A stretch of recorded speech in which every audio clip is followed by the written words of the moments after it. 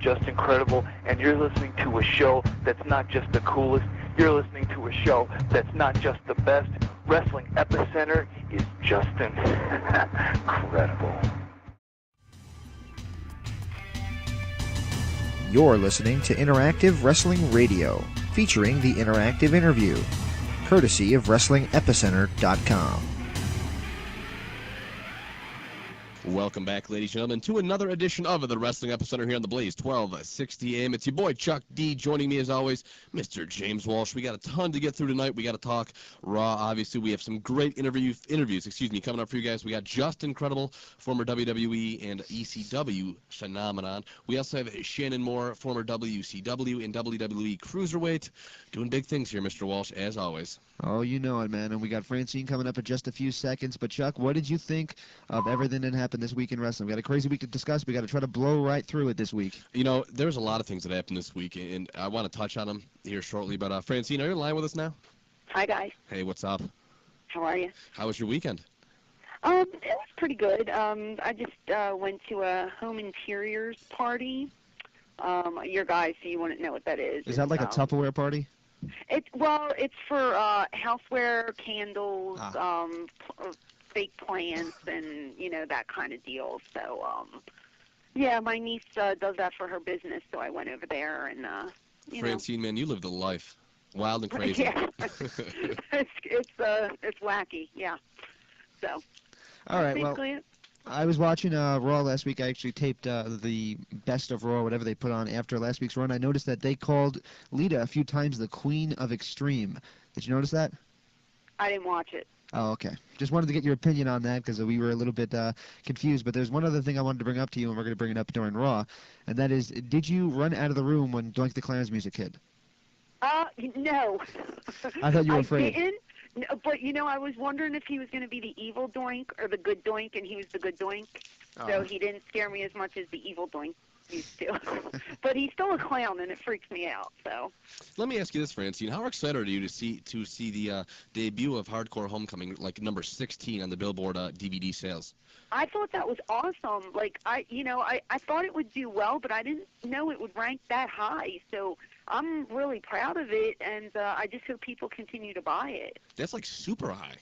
Yeah, it was very high. I mean, for something that was just considered a glorified indie show, and that's not my wording, that's just what some people were calling it, to debut at number 16, I think that's great. And, they put out a platinum edition, which has bonus footage on it, and that's the one I have. And just, as a fan's perspective, just sitting down and watching it for the first time, seeing the whole show, I thought it was an excellent show from top to bottom, so I was just really, really happy to be a part of it. Now, let me ask you a question. Is that Platinum Edition the one that has Sabu doing his interview on it? You know what? Sabu does the interview on the Forever Hardcore? I'm sorry, I couldn't even remember. Well, yes. The reason I was asking, because I have a funny story to tell you. So we were trying to do our thing, trying to set up some interviews. We got Sabu's number, right? Yeah. So I call him up, he answers the phone. Keep in mind, I've never heard this guy talk once in my life. And I recently just had like an ear, nose, and throat infection. Got a little sick.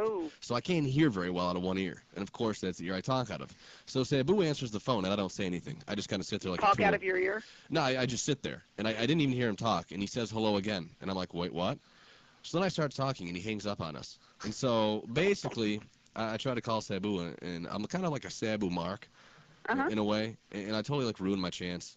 The real story is Chuck got awestruck when he picked up the phone. He's like, "Oh my God, he picked up the phone." No, well, you know what? I'll be seeing him soon, so I mean, if you want me to put the word in for you, I can do that. Yeah, be like, listen, I'm on the show with this tool.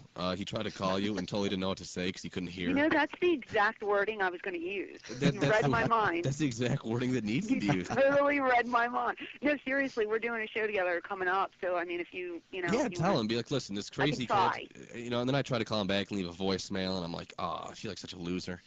You know what? He doesn't really do interviews. Right. So this was really the first one. Well, the person that sets up bookings for him kind of put us in touch. So, you know what I mean? It wasn't like we just, kind of stole his number somewhere. Got his number and called him cold, yeah. But I'll see what I can do, because, I mean, Sabu's a really, really nice guy. So I'll just, maybe if I tell him that I work with you guys, he'll do it. Well, I can try. I wanted to bring up another topic. I've kind of discussed this with a few people, Okay. and we're talking about getting interviews here. This is something that's been really starting to piss me off around here. Oh, yeah. Oh, boy. I just don't understand this, right? Francine, sit tight. This is going to be quite a rant. You go over to WrestlingEpicenter.com. You look at the names we've interviewed. We obviously, right, Francine's on the show every week. We've had Hulk Hogan, JBL, Kane, Devon, Lance Storm. I mean, we've had these guys for like hour and a half at a time. Right. And these are all some pretty big names in the business. Right. Then there's some people that you try and call. I'm going to throw out a few names, and I'm not really a name caller here, but I think this is important. Someone like Rob Black. Mr. Okay? Red Shoes. Right. Someone like Red him. Shoes, yeah. You have Steve Carino's sister, Allison Danger. Talia, and I don't mean to shoot on anyone here that you're friends with, Francine, but these people are obviously not of the same caliber as like a Hulk Hogan or a JBL or a Lance Storm or any of these people. These people give me more trouble trying to set up an interview with them than anyone I've ever had to deal with in my life. They act like they're Madonna. Really? And it blows my mind. They're like, well, I don't know how I feel about you contacting me.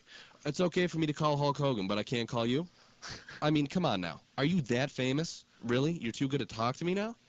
Wow. These are the people. Are they not going to do the interviews? No, they get like an attitude about it. Like, I don't need to promote myself. And I'm thinking to myself, and anything you do, if you're in the public spotlight, the more exposure you can get, the better. And these people want nothing to do with it, and it blows my mind. Well, then you don't give them the exposure, that's all. But it just still blows my mind that they think that it's like a good idea to not do interviews. And I mean, obviously that's the right to not do interviews. But I mean, some of these people are just like ridiculous about it. And I'm like, listen, I don't mean to like judge or anything, but you're not all that. You know what I'm saying? Wow, look at you go. It drives me crazy. I just don't get it. Well, I mean, and especially Rob Black. I mean, he's crazy and all, and I kind of. Did you try to call him recently? I talked to him like 2 days ago. Really? And he's like, all I want to do is talk about porn. And I'm like, listen, let me tell you. Hey, that's right up your alley, Chuck. No. I'm like, let me get. How many people have you heard have actually called and asked for interviews about XPW? Not putting it down. I actually enjoyed it. I'm like one of the few people I know that was like, this is something great. And I called the guy and I want to talk, and he's like, it's dead. It needs to stay dead. I was going to say maybe because it failed, he just doesn't want to. You know, Francine, I had people tell me not to mention Rob Black on the air because apparently he like cuts people's fingers off that touch Lizzie Borden. Isn't that crazy? You know what?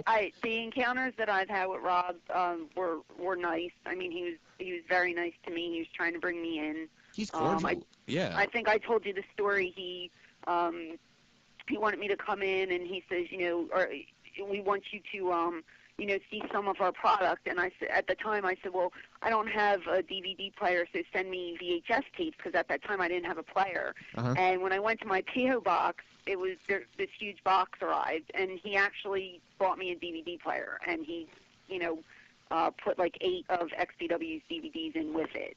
You know what, though? I'm going to go ahead and say this, though. And this is the thing that I've always had. Hulk Hogan, my idol, I call him up. I ask him for an interview. Obviously, we're awestruck when we're going through this process. And then I start to get this maybe a little bit of an attitude about me where I'm thinking, okay, we have success here. We have you on every week, which we consider to hold some water, in my opinion. It's huge. Yeah. No, I'm kidding. we have all this to work with here. And we start calling these people who we just want to have to, maybe do our secondary show or come on this show. If they do a really good interview, we'll put it on there. And they give us so much flack when the WWE calls us up and like, hey, you want to interview Kane? Sure. Right. And these people are like, oh, well, no, I don't want to do it. Well, great. And people like Batista, you got to keep in mind, this dude's like the world heavyweight champion. This guy was like so down to earth and normal. Right. And these people literally act like, why are you calling me? How'd you get my number? Ew. Ew, right. I know. I'm like, who am I calling? Who are you? Right. Well, it's those type of people that are going to have a hard time making something of themselves in the business. Francine, so, I mean, if they're not, receptive to you interviewing them, then they don't deserve to be interviewed. You need to reach out to these people, Francine, and be like, listen. I mean, not for our show. I mean, just for like their own personal sake. Right. I know you run into some of these people here and there, and be like, listen. Yeah. Promotion is a good thing. Oh yeah. If you can get your name out there, that's considered to be a bonus. You should try and do that. Didn't you just say that like last week you were talking about how you went a week early for ECW shows to help promote them? Oh yeah. I mean, I did. I did that 5:30 a.m. radio every single morning. Yeah, I don't get it. I mean, maybe these people are like too small, and the business is in this down cycle. So maybe they started in a down cycle, and nobody's ever contacted them for an interview. But it just seems so weird to me that we have all these names on our list, and we can't get. What was that girl's name who didn't ever answer the phone for us, Chuck? I don't even know. Oh, Amber O'Neill? Yeah, we can't even get her to answer the phone for us, and she keeps emailing me. Oh, I'm sorry. Well, come on. Or she'll call us like get a with lot a of picture. times. It's like 5 in the morning. You know what it is too, and I'll make this brief. It's like it depends on when you started and how you were brought into the business. I notice now. I was taught that you have to go around and like shake everybody's hand and introduce yourself, which I still do to this day. You know, I go up to somebody, "Hi, I'm Francine," and 9 times out of 10 they'll say, "We know who you are." Right. And I'll say, "Yeah, but I've never met you, so I'm introducing myself to you." I don't know who you are. When I do these indie shows, that's not my locker room; it's their locker room. Right. But most of the time, I'm just a one-shot deal. You know, so I'll come in and I'll introduce myself to the younger guys and everything. Some of these people, if they were to come in a locker room with not only myself, but just, you know, guys like Taboo or, you know, Sandman or guys like that, they will not come up and shake anybody's hand because they were not brought up the right way. Right, and that's what You you know, should and do. they It's a don't sign of know any respect, better. isn't it? I mean, isn't it like Well, a sign of respect? it's out of respect, but they're, you know, some people were never taught to go around and shake other people's hand. Some people are too shy to talk to anybody. They keep to themselves, and that's when they get heat. Well, if you're shy, then why are you in this business? I Well, mean, you got to be a bit of a performer out there, don't you? Well, out there, but in the locker room, like, you know, I've had one girl came up to me and said she was so intimidated by me, she was afraid to speak to me. Wow. And I was just like, honey, I'm just like you. I'm on the indie scene just like you are. You know, let's work together and try to make some money here. I mean, I'm not above anybody. You know, I'm trying to make ends meet just like everybody else. And I'm not. Go ahead. Go ahead. I'm sorry. I'm just saying, we're not trying to run anyone down here. It's just this like interesting phenomenon. You know what I mean? Yeah, like I said, some people were brought in the business different.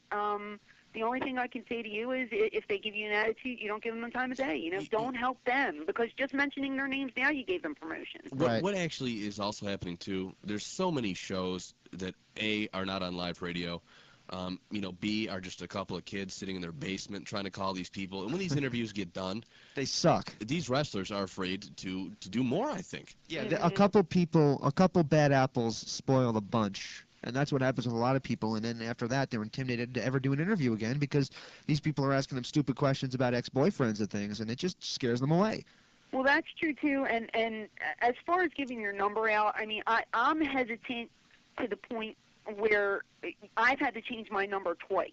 Well, you know, it's funny when you mention this because when we first started working together, we didn't have your number for like 2 months. Yeah, well, the one guy was like, it was just sexual calls. Like, he would call me, and it was disgusting, and I had to change my number. That. No, just kidding. Yeah, right. Thanks a lot, guys.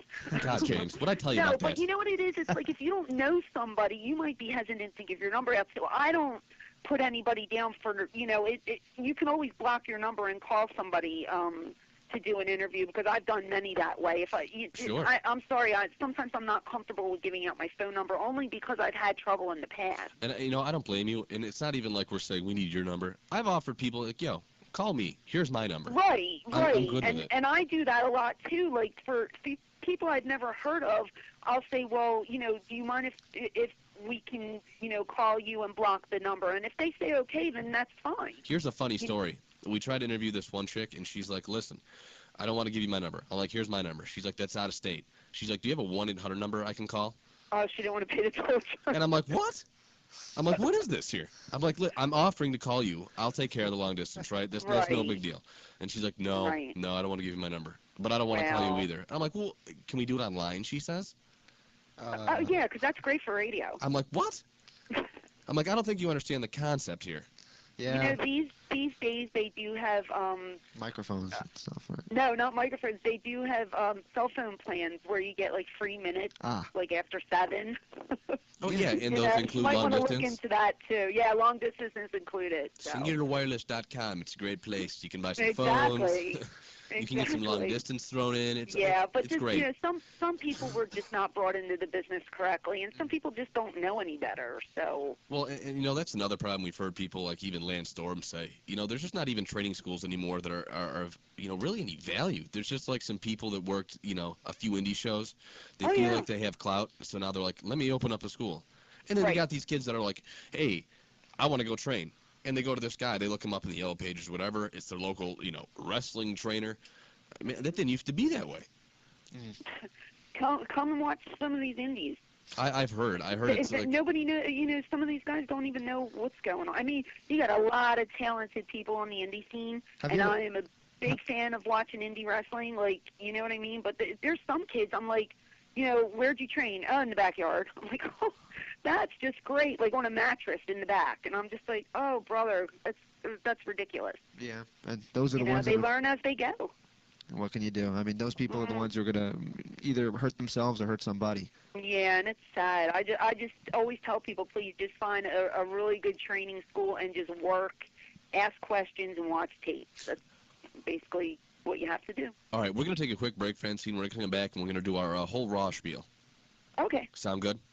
Okay. All right, you guys got to keep it locked right here on the Wrestling Epicenter, here on the Blaze, 1260 AM. We're coming right back with our Raw recap with the Queen of Extreme, Francine, your boy, James Walsh, and of course, Chuck D. You're the boy this week, James Walsh. I'm the boy this week.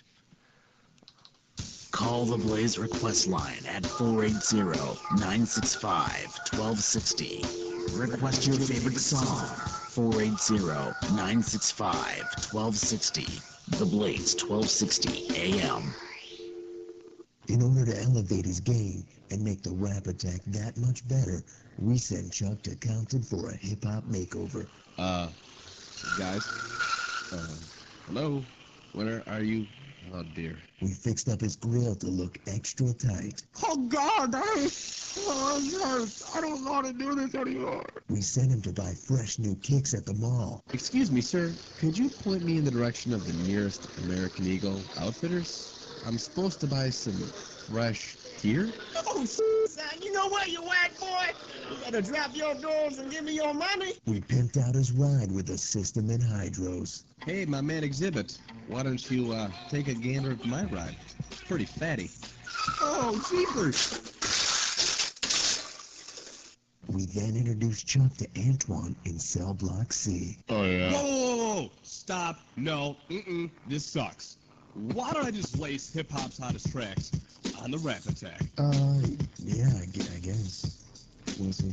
Tune into the Rap Attack every Friday from 2 to 4 p.m. only on The Blaze, 1260 a.m.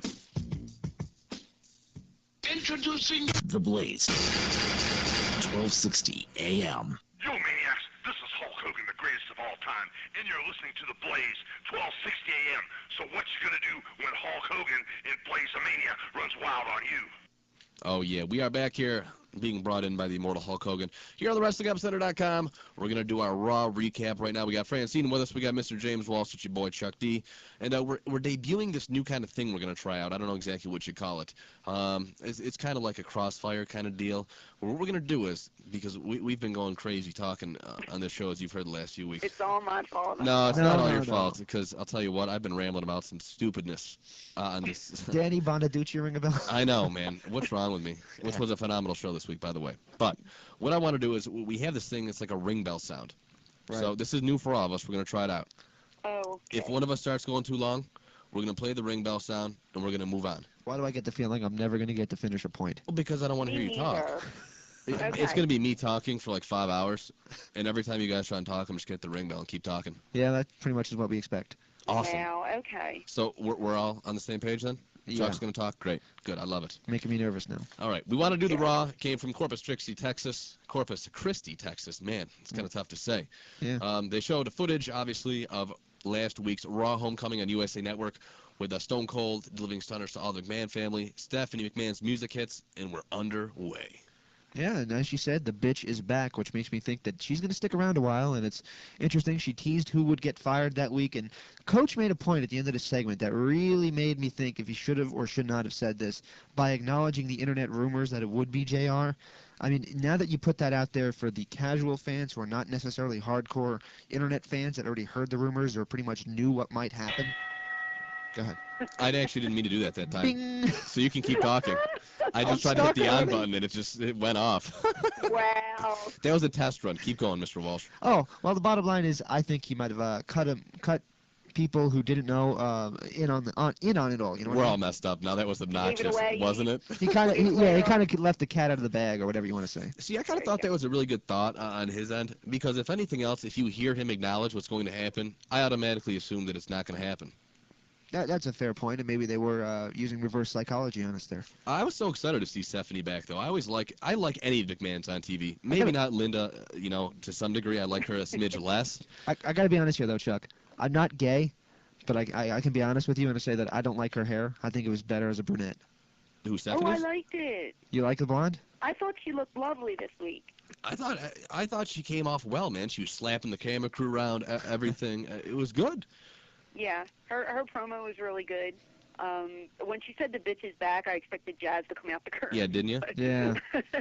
Which I knew wasn't happening, but yeah, I thought she cut a good promo. It's her heel. I think she's best as a heel, and I enjoyed the segment. You know what I find to be hysterical about all this?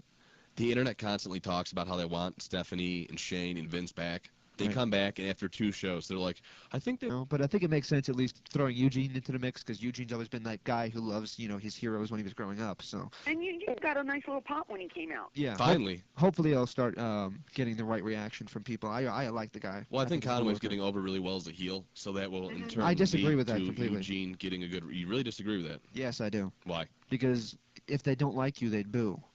If they like you, they'd cheer. If they do nothing for you, you're not doing your job right. Oh, I think people boo when they hear Conway come out. Oh, I boo. I hate his music. I love his music. It's like Louis Anderson or whatever. No, Louis Anderson. Yeah. What are you talking about, dude? Who played the saxophone? I can't remember. Louis Armstrong? There we go. Yeah, Louis Anderson was the coach dude. of Louis Family Feud. The heavyset guy who hosted Family Feud. Yeah. Yeah, man, you're on crack, dude. Seriously. I told you I'm slipping. All right, Wow. Carlitos Cabana came out. What did you guys think of this? That was fine. It was chaos. I like chaos. I thought Cena's promo when Cena came out was a little bit blue material right there. I think that might be something we can expect more of as we head into the USA era once again, because that's what they were when they were the Attitude Era, a little bit on the blue side. Yeah, the crowd reacted to it. I think Cena's gaining on me a little bit, growing on me maybe would be the right way to put it. This is blasphemy. Cena's growing on you now? Well, I still don't think he can work a lick, but I think he's over his hell, and I think that's all that matters. Fair enough. Okay. I didn't think his promo was that offensive. I mean, there's been so much other questionable material I've seen on wrestling over the years that this was like nothing. Yeah, I guess I thought it was good. I thought all of his points just hit everybody's gimmicks, and I thought the best part. Sorry to cut you off. I thought the best part was when he just said, nothing funny about Lita, just she's a slut. Yeah, exactly. That was funny, I thought. Call a spade a spade. Indeed. Why don't we talk about a little bit about this Chris Masters Tajiri match? I don't know why they suddenly stopped pushing Chris Masters. Not that Tajiri's obviously a bad worker or anything. I love Tajiri, but Tajiri's obviously wasn't at the Shawn Michaels level of push. And all of a sudden, him and Tajiri are going together. There's no real reason why. Maybe it was a fine match. It was a filler. Man, but they got to play him a little bit better than this, don't you think? Do I think so? Yes. Anyone. They think so? Obviously not. We got Mr. Silent over here. Let's go, buddy. Oh, I'm letting Francine talk because I keep cutting her off. I guess they just wanted to put Chris on TV, but I'm not a fan of not continuing angles. I say this a million times over. And to throw somebody out there who is in an angle with somebody who had nothing to do with it and doesn't carry over doesn't make any sense to me. But what angle is Masters in currently? Well, he was now? Yeah. I mean, it just seems like his thing with Michaels kind of cooled off a bit. I think they're going to throw Michaels in there as the third wheel in the Angle and Cena feud. So I really don't know what they would do with Masters. I don't think this is necessarily a step down for him. I think it would be a step down if they had him going out there and losing or didn't have him on at all. I think the fact is they this week wanted to throw him out there, say, hey, here he is. But you can't feed him another superstar right then and there. So whatever. There it was. I got dung. You did, man. Wow, This is the Gong Show. It That's is what like the Gong Show, right? It's like the Gong Show. Yeah. I love it. Why don't we talk about Triple H's promo next? I first want to touch on obviously the backstage segment where he walked by like every wrestler that like condemned him. I thought that was awesome. I kind of liked that a lot for some reason. I loved it. It was like so good to like see everyone. It was powerful. Yeah, because like if you got even like heels and faces were kind of like putting him down. It seemed like it was like equal opportunity hating on Triple H, which made it seem like his deed last week on Ric Flair that much more like dastardly. I got to make a point here. Funniest point I could possibly think of. He said that he hit Ric Flair in the face with a sledgehammer because he hates mediocrity. Somebody point him in the way of the creative team. Wow. That was hysterical, dude. Okay, whatever. You should have gonged me there, dude. No, I should have, right? But we got to talk about this whole promo. All right. Yeah, this was typical Triple H, and I guess I'm going to be flip-flopping again this week. Like, I miss Triple H when he's gone, but I hate him when he's here. And I don't hate him like in a heel fashion. I just think his promos are so long. Why does he need to take 20 minutes to say something that would take 10 and be... Because he can. Right. I guess that's the reason why. It drives me crazy, though. Why. Well, that's what I said last week, even when he was in the ring beating up on Flair. I think we got the point right away, and I think that's something he needs to work on. He needs to cut his time down to half the limit that he's been using of late and see if he can make it work. I believe if Triple H cut half of the time out of his promos, like every single promo would be like triple more powerful. Right. And so much more explosive and so much more meaningful because it would like hit you, like boom, boom, boom, boom. Now it's kind of like, boom, 30 seconds, boom, 30 seconds. Let's keep it moving here. There's so much other stuff to be going on. Yeah, but you know as well as I do, it's not going to happen that way. Right. I doubt it will. Once they're all back, they're going to have control again. And like I said, I've been enjoying Raw. I enjoyed the McMahons coming back. I'm a fan of Stephanie's. I'm a fan of Shane's. Do I like Vince? Yeah, I like Vince, and I like Linton to a point. I mean, they all serve their purpose well, but I don't want them on my TV for an hour and a half of the programming time. Right. I think anyone that gets overexposure, except for maybe The Rock, and even that obviously has its like capped limit, is like not beneficial. The Rock's one of the few people that can sit there for a half an hour and keep people entertained. I think the thing that we all need to realize sometimes, and I said this to a female wrestler that I used to be close friends with, and that is simply sometimes less is more. And I think that's what they need to realize in this business once again. What do you think the guy... Hopefully they will in the future. I mean, they say they listen to the fans, right? Right. Well, maybe they'll give us what we want. So we'll just have to see. How do you guys think The Rock's new movie looks? Look interesting to you guys at all? Yeah. I'm not really familiar with it. I didn't see much. I guess it's like a takeoff of this computer game that was out from like, a decade ago. Yeah, like you used to walk around and shoot these things, these like animals that are kind of not really animals or and something ridiculous. I don't. Oh, I gotta move on, man. Asteroids? Oh my God, he just donged himself. I did dong myself because who wants to talk about The Rock's movie? I want to see The Rock wrestling. Donkey Kong? Oh, yeah, sorry. Maybe. Okay. How about Victoria versus Trish? Another phenomenal match by these two. It was good to finally see some actual like female wrestling taking place with these two in the ring. Where was the entourage? I don't know. I didn't miss him. I missed him a little bit. I missed the dog. Hey, right? I want to talk about this. No, I didn't see Tori. No, what do you guys think about Matt Hardy posting on his website that he's now dating a better, hotter, cooler diva? Younger. In Ashley Massaro. Man, that's like weak. I would hate to be that chick and he brought into all this. Yeah, jealousy. Yeah, he's just doing that to pour some salt into the wound. Not saying that she even cares, but I mean, she's not the one wounded in this. He is. Didn't he get like a reprimanding for even posting anything on there in the first place? Yeah, I mean WWE likes. Why do it again? I don't know. I mean, it's like beating your head against a brick wall. It's gonna hurt. Maybe it's part of an angle. Maybe it is. Maybe not. I mean, I cannot believe this would be part of an angle. They would be like too good. You know what I'm saying? It'd be way too well planned out. That can't happen. Clever. They are using the internet these days, though. And Coach mentioned it at the beginning of the show, like I said. So maybe they are trying to incorporate the internet maybe a little bit more into the angles. I mean, it would be interesting, I think. However, if you're Ashley and you're reading this, you got to feel like he's kind of using you. Yeah, maybe. Well, I don't know. Or, you can fall in love in the split second sometimes. Right. Who knows? knows? I mean, it's their personal life. Keep it personal. Right. Well, They were so sensitive, Francine. It's easier to fall do in that. love in a heartbeat. It's a lot easier to do that though if they don't You put it can all over fall for in love everybody in a to read. heart. You know what you guys don't understand is when you're traveling with these people day in and day out, and I'm not saying that Ashley's been there all of but a minute, but feelings might have accumulated between the two of them, and maybe they do care about each other, or maybe she's a rebound girl. Who knows? But guess what? It's not my business. Right. Well, Matt Hardy already had decide. It's not. Matt Hardy already had a rebound chick as well, some model. Right. That he posted pictures of on his website. I don't know. This guy needs to, I think, get off the website. I mean, everybody says that, it's not our business, it's not our business. But isn't when he goes on his board and puts it on his blog, makes it our business. It kind of, he kind of wants it to be our business, I think. Well, I mean, didn't they also say that him and Lita went out to like dinner or a concert? Yeah, they say all kinds of crazy things. And then I heard somewhere that they had Edge on Bike This, and they actually posed the question to him. So I heard Matt and Lita were together outside of work. Really? Yeah. Oh, yeah. And he was just like, I forget exactly what he said, but it's something to the point of if they want to be friends, it's okay with me. She knows what she has. So it was kind of work shoot. Right. Well, he's trying to get back with his wife, from what I understand, anyway. Oh, the whole thing's a mess. Yeah, great. Let's get back to the match, man. We just got off on a total tangent. Crazy. Ring the damn bell. Ding. There we go. There we go. I still want to talk about this match, though, because I love when I watch Victoria and Trish wrestle. Yeah, because it's like hot chicks doing the thing. It's kind of sexy a little bit. They're kind of in there tussling around. They actually look good. And I love Trish's Matrix. Yeah, that's cool, right? Although it's kind of a rip-off of Gail Kim, right? A little bit. Oh, is it? Yeah, Gail Kim came out with that whole Matrix thing when she first debuted. Oh, well, maybe that was like her was doing it gimmick. on TNA. You know what I loved about though? I loved that move that Victoria did when out of the Stratisfaction, where she got her in the Boston Crab. I said to myself, "Wow, that thing is cool." I gotta say this though, I didn't think that Victoria should get pinned by Northern Light suplex, man. I thought that's kind of a weak move to finish a good match on. If I had to find one criticism. Look at what they've been doing to Victoria.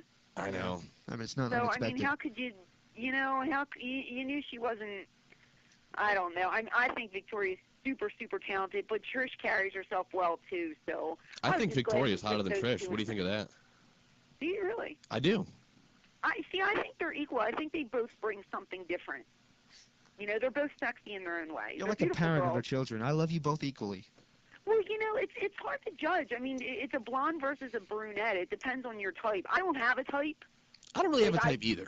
Yeah, I'm over it. Like, when I was younger, I used to just like blondes with, like, blue-eyed guys, and now it's just like I look at anything. Francine. Yeah. I wanted to bring this up to you, and I totally forgot. Ding. What's that? I don't know if you ever saw this or not, but where was I? Someone had IM'd me a link at Obsessed with Wrestling, I believe. Ah. And there's a picture of you from, like, the early 80s or something. Uh-huh. Have you ever seen this picture? I don't know which one it is. In the early 80s, she wasn't born yet. No, just kidding. No. Is it a ball gown? It's of you. Right. In a ball gown? Yeah, and you got some glasses on, I think, right? Maybe? No? No. You got some big hair? You got the big 80s hair going? Big hair. If it's in black and white in a Yes. ball gown, Yeah. okay, I was in 8th grade going to my May procession. Francine, that is awesome. Yeah, and they got it. I'll tell you how they got it real quick, because PWI did in their magazine. They did like when you were younger kind of thing, growing up, right. And you had to submit all these pictures from when you were a baby to present. And they did this story about me from the time I was born until my, debut in wrestling. And dummy me gives that awful picture, and it's all over the internet. But I don't care because I was 14. It was funny. You look just like my sister used to look. Awesome. Well, I mean, it was, it was the 80s. Big hair was in. I can just remember my sister going out and stuff like that with that big hair. Or they used to have baby. those. Yeah, they used to have those like huge dresses with like the huge poofy arms and all Big that kind of good. puffy Yeah, I It can remember was her going out, and I'm like, great. wow. It was 8th grade. I look back at her now in pictures of the family and stuff. I totally laugh at her all the time. I'm like, yeah. what were you doing? But then she shows pictures Well, of me that was with the like style. my That socks was hiked cool up. back then. I know. It's tough though to look back. Believe Isn't it or not, Chuck, 20 years from now or 10 years from now, we're going to be looking back at these kids who wear the pants hanging off their ass and laugh at them too. Yeah. I'm laughing at them right now.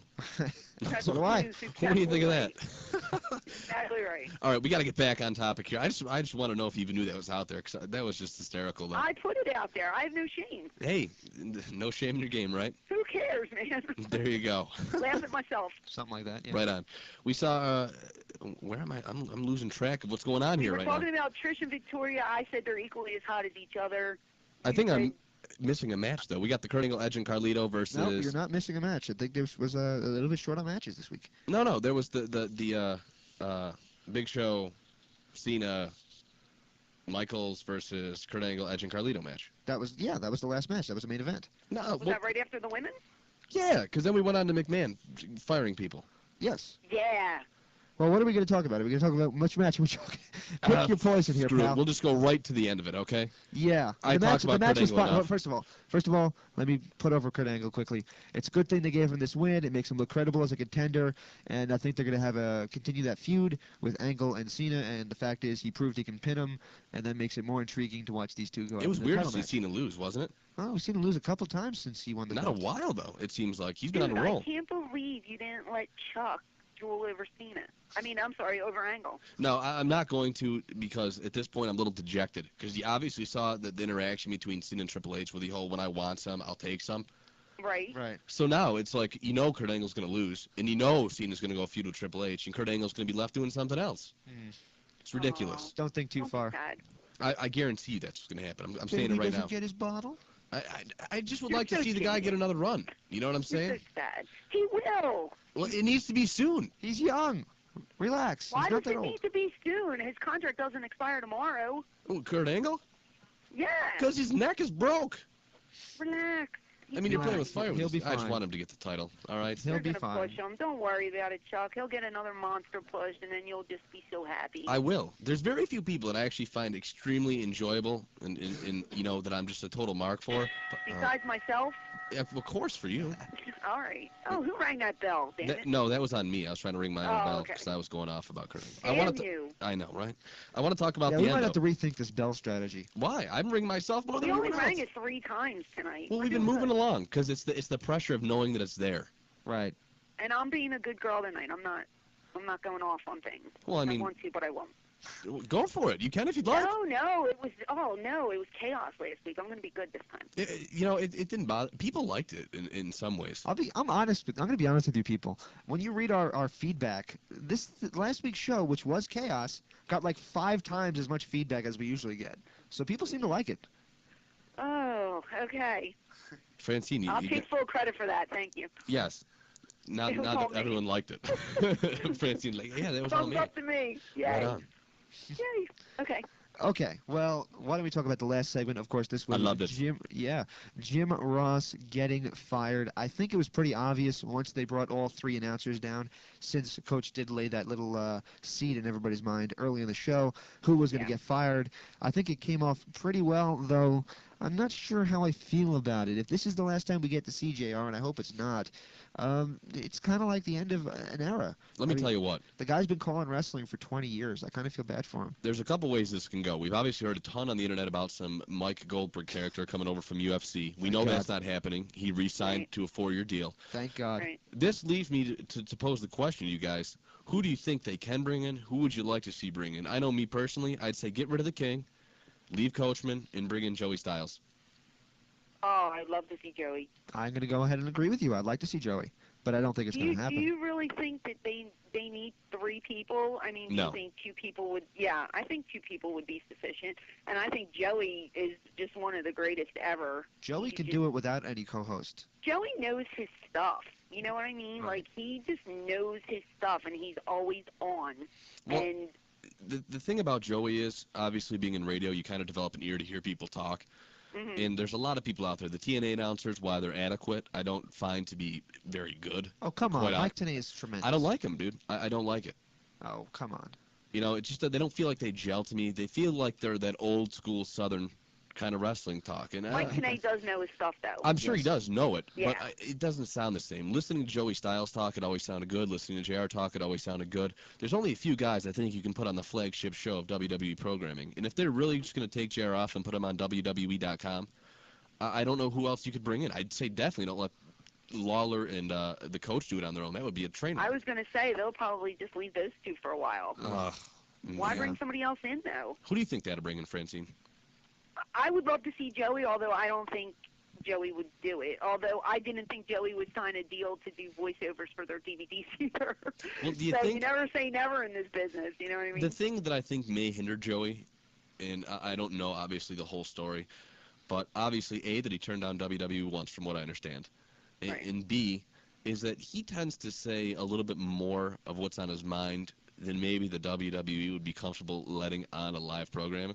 Right. I mean, he said some stuff at the ECW One Night Stand that, I mean, while it wasn't questionable or offensive in any way, I don't know, dude. it's a little more shoot style than I If you're think the screaming WWE that would you like. hope Mike Awesome dies, that's a little, a little personal there. Yeah, well, I don't really think he meant that he wanted to die, obviously. I mean, that's kind of part of the work of it all. You know what I mean? Joey Styles, to some degree, is a character in a way.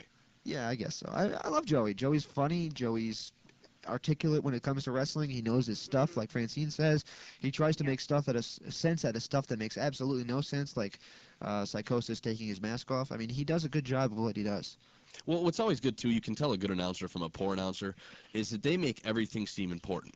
Right. You know, when Stone Cold comes out, JR freaks out. Right. Right. You know, Jerry Lawler doesn't do that. It's the tone of your voice. I mean, well, Joey knows when to go up, when to go down, when to stop. I mean, obviously, you know what I mean? the Oh My God and Catfight right there, right? That's classic. I mean, he makes those seem like the most important parts of the show. He freaks out. Well, the catfights are the most important. Because you're there, right? No. Oh, yeah. Because you see somebody's tongue sticking out. Not necessarily mine, but, you know. Well, you got to admit, if there's a catfight in ECW, Francine, it had to be you probably for a long time. Usually I was involved, but not all the time. No. There were, you know, there were others. I think that's what makes a good announcer, is the ability to make things feel exciting. And I think without JR there, and with any other announcer aside from maybe a Joey Styles, I don't know if they can do that. Yeah. I don't know. I mean, we'll see what happens. Obviously, there could be people that we're not even considering, with Mike Goldberg being offered, and I don't even know who this guy is. And I'm so glad he didn't get it, because, quite frankly, I don't think a guy that doesn't know anything about wrestling deserves to have a WWE contract. Yeah, I mean, maybe. Who knows how much he knows? Who knows about anything anymore in this? Because, you know what, they could just be working that whole thing, too. Yeah, they could be. I mean, who knows? Do you guys like Cyrus? Oh, I love Don. Don Callis is hysterical. I don't. Yeah. You don't like him? No. See, I liked him too. You know, thinking about Joey, I would love for it to be Joe, but I also like Don. Don is really funny too. I mean, he can come out with some. He's very witty when it comes to that kind of thing, you know, and I think he could carry it well. Hey, this will rock your guys' world. What about Vince McMahon coming back behind the booth? Well, he knows his product. I think it'd be good. Yeah. I got to be honest with you. I think Vince always sounded great when he was behind the mic. Hi, Francine. Hi, how are you? Oh, he left already. He just ran out the door. Oh, okay. Sorry. Oh, God, I lost my train of thought because of the gay guy. It happens all the time, man. It's terrible. This is what I was Welcome saying. to my nightmare. Do you think if Vince started announcing that he would take himself out of the storylines, or do you yeah, I think he'd take himself out of the storyline. Do you see him taking off the headset and swaggering down to the ring? No, I mean, I maybe from time to time, but I don't think as a general rule of thumb he would do that. I think it would just be interesting. I don't know. I mean, he was a good announcer. I think it would be interesting, but I can't see him as an announcer/interviewer when he's, you know, Vince McMahon. He was heavyweight champion at one point, and he's an integral part of most of the storylines when he is involved. I think once the Survivor Series thing with Bret Hart went down, he pretty much knew he could never step behind the desk again and be an actual announcer, because it just was too honest. And he turned that, to give him credit, he took a negative, which was that became so public that it was a screw job, and turned it into a positive by becoming the character that everybody was starting to see him as. So I don't think he can step back. I think the fans would remember that stuff.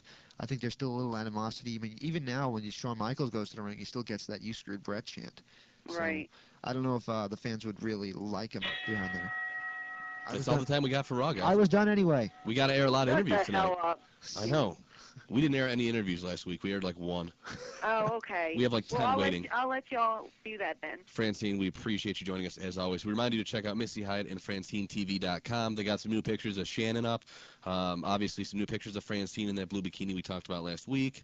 You're looking good, girl. I'm also doing an autograph. Oh, thank you. I'm also doing an autograph signing on Saturday from 12 to 2. It's in New Jersey. It's for RetroSlam.com. Where's that going to be in New Jersey? Something with a W. I just got booked tonight for it. I don't know. Go to my Wayne? website and find out. Wayne, New no, Jersey? No, it's not Wayne. Willowbrook? I never heard of this place. I'm trying to Go to think. Retro Slam. Alrighty. I used to live in New Jersey, so I'm trying to think where the hell it might be. Because I think it's up towards New York. Ah, good, good. Right on. Yeah. Well, Francine, as always, we appreciate your time and your insight. Okay, guys. And we'll talk to you next week. Thank you so much. Hey, alrighty. Have a good one. Bye-bye. That was the Queen of Extreme, Francine, joining us right here at the Wrestling Epicenter here on the Blaze, 1260 AM. We'll be back in just a moment, but before we go, we're going to air what interview, Chuck? Well, we're going to go take a break. Then we're going to air some Shannon Moore. Well, yes, but they can understand that we're going to take a break. All right, well, we're going to air a little Shannon Moore then, man. You guys got to stick and stay right here. Yes, and once again, before we do air that, I want to remind everybody, you can call in now, and we'll get you on the air as soon as we come back from the interview. The number is 480-965-1260. That's 480-965-1260. Have your voice heard right here on the Wrestling Epicenter. The Blaze, 1260 AM.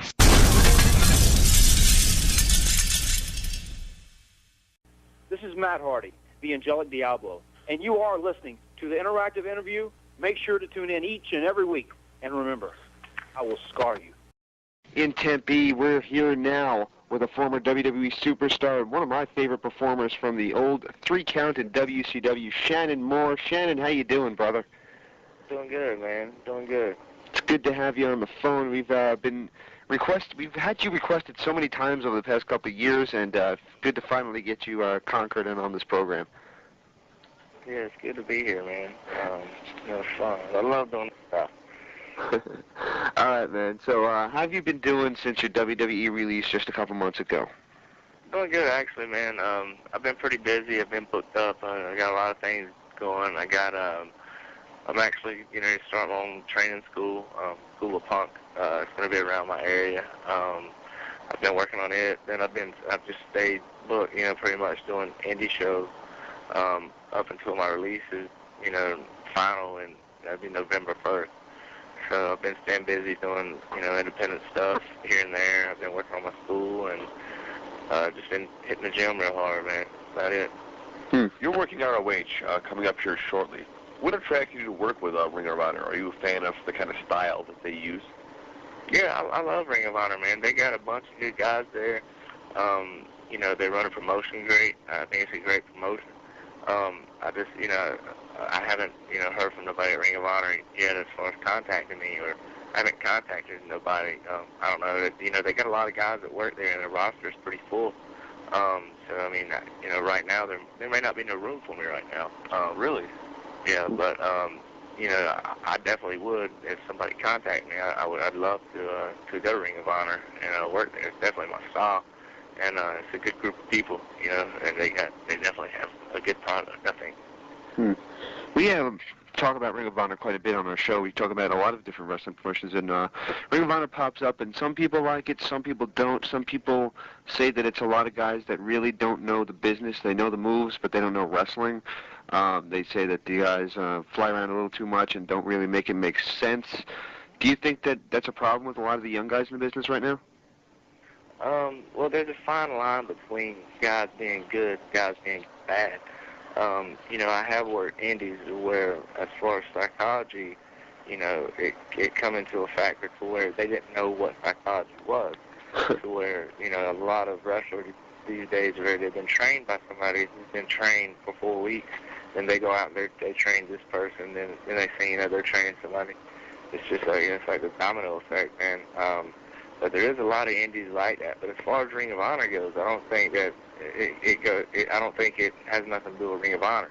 Those guys, they can work any style of wrestling that's possible. They can work. If they want to work a match that's psychologically sound, then I think they can do it. They're good enough to do it. Or if they want to work, a fast-paced match, they can do that also. I think most of those guys are talented enough to do whatever they want to do whenever it comes to getting in the ring.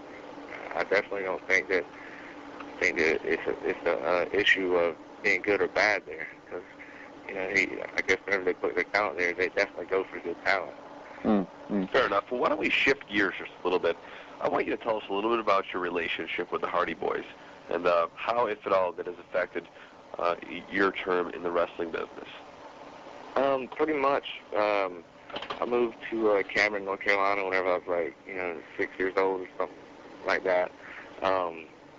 And we had a friend that he rented every pay-per-view because he had a satellite. None of us had satellite. And that's where, Matt and Jeff would go watch pay-per-view, wrestling pay-per-views, and I'd go watch wrestling pay-per-views. And I guess that's pretty much where we first met. And, from that point on, we just become real good friends. And, we did the TWF, which is the Trampoline Wrestling Federation. I was part of that. I was like 8 years old, then 9 years old. And then from there on, we started our own indie promotion, NFWA, which was the Frontier Wrestling Alliance. And I was part of that. And then we turned that into Omega. Mm-hmm. And then Omega just kind of grew. And as far as our independent stuff, our independent promotion went, that's, what I think we took most pride in was Omega, because it actually left a mark, in a lot of places. And, there's still tapes being, floated around on the internet. Yeah. Today, or whatever, as Omega goes. And it's not dead. Like, one day, once, everybody's done, I think that'll be something else that we would restart. Yeah, I do remember Omega quite fondly when I was trading tapes back then with some people, and they always wanted a copy of Omega this and Omega that, and, until I saw it, I really didn't know what was so special about it, and I saw that you guys were doing something quite different in your in-ring style. What made Omega so different from the other indies of the time? Omega, it was just a different product because we had so many different types of talent there. I mean, it just wasn't one specific type of show. I mean, whenever you went, a lot of the indies you go to or whatever, especially back then, they had, just your basic wrestling match. It's like, we brought something different to the table, and, we had the high-flying style. We also had, we could have the hardcore style. We had different types of matches. We had, I don't know, a rope match, for one, that was different. That was, a rope hanging from the ceiling. You had to climb up and actually get the title. And there was a lot of just little different things that I think that the people enjoyed whenever they come to an Omega show. I think that's what made us stand out as far as the independents go. With you opening up your training school coming up pretty shortly, are you going to teach all different kinds of styles of wrestling, or are you going to focus on one style more than the other? To learn how to wrestle, I think you got to start with Wrestling 101, Right. You got to learn the basics before you learn anything. You got to learn to crawl before you can walk. Yeah, exactly. And I think everything else comes with time. And definitely, once I teach the basics, whatever, if they stay there or whatever, if they stay training with me, then I'll teach them everything that they want to know.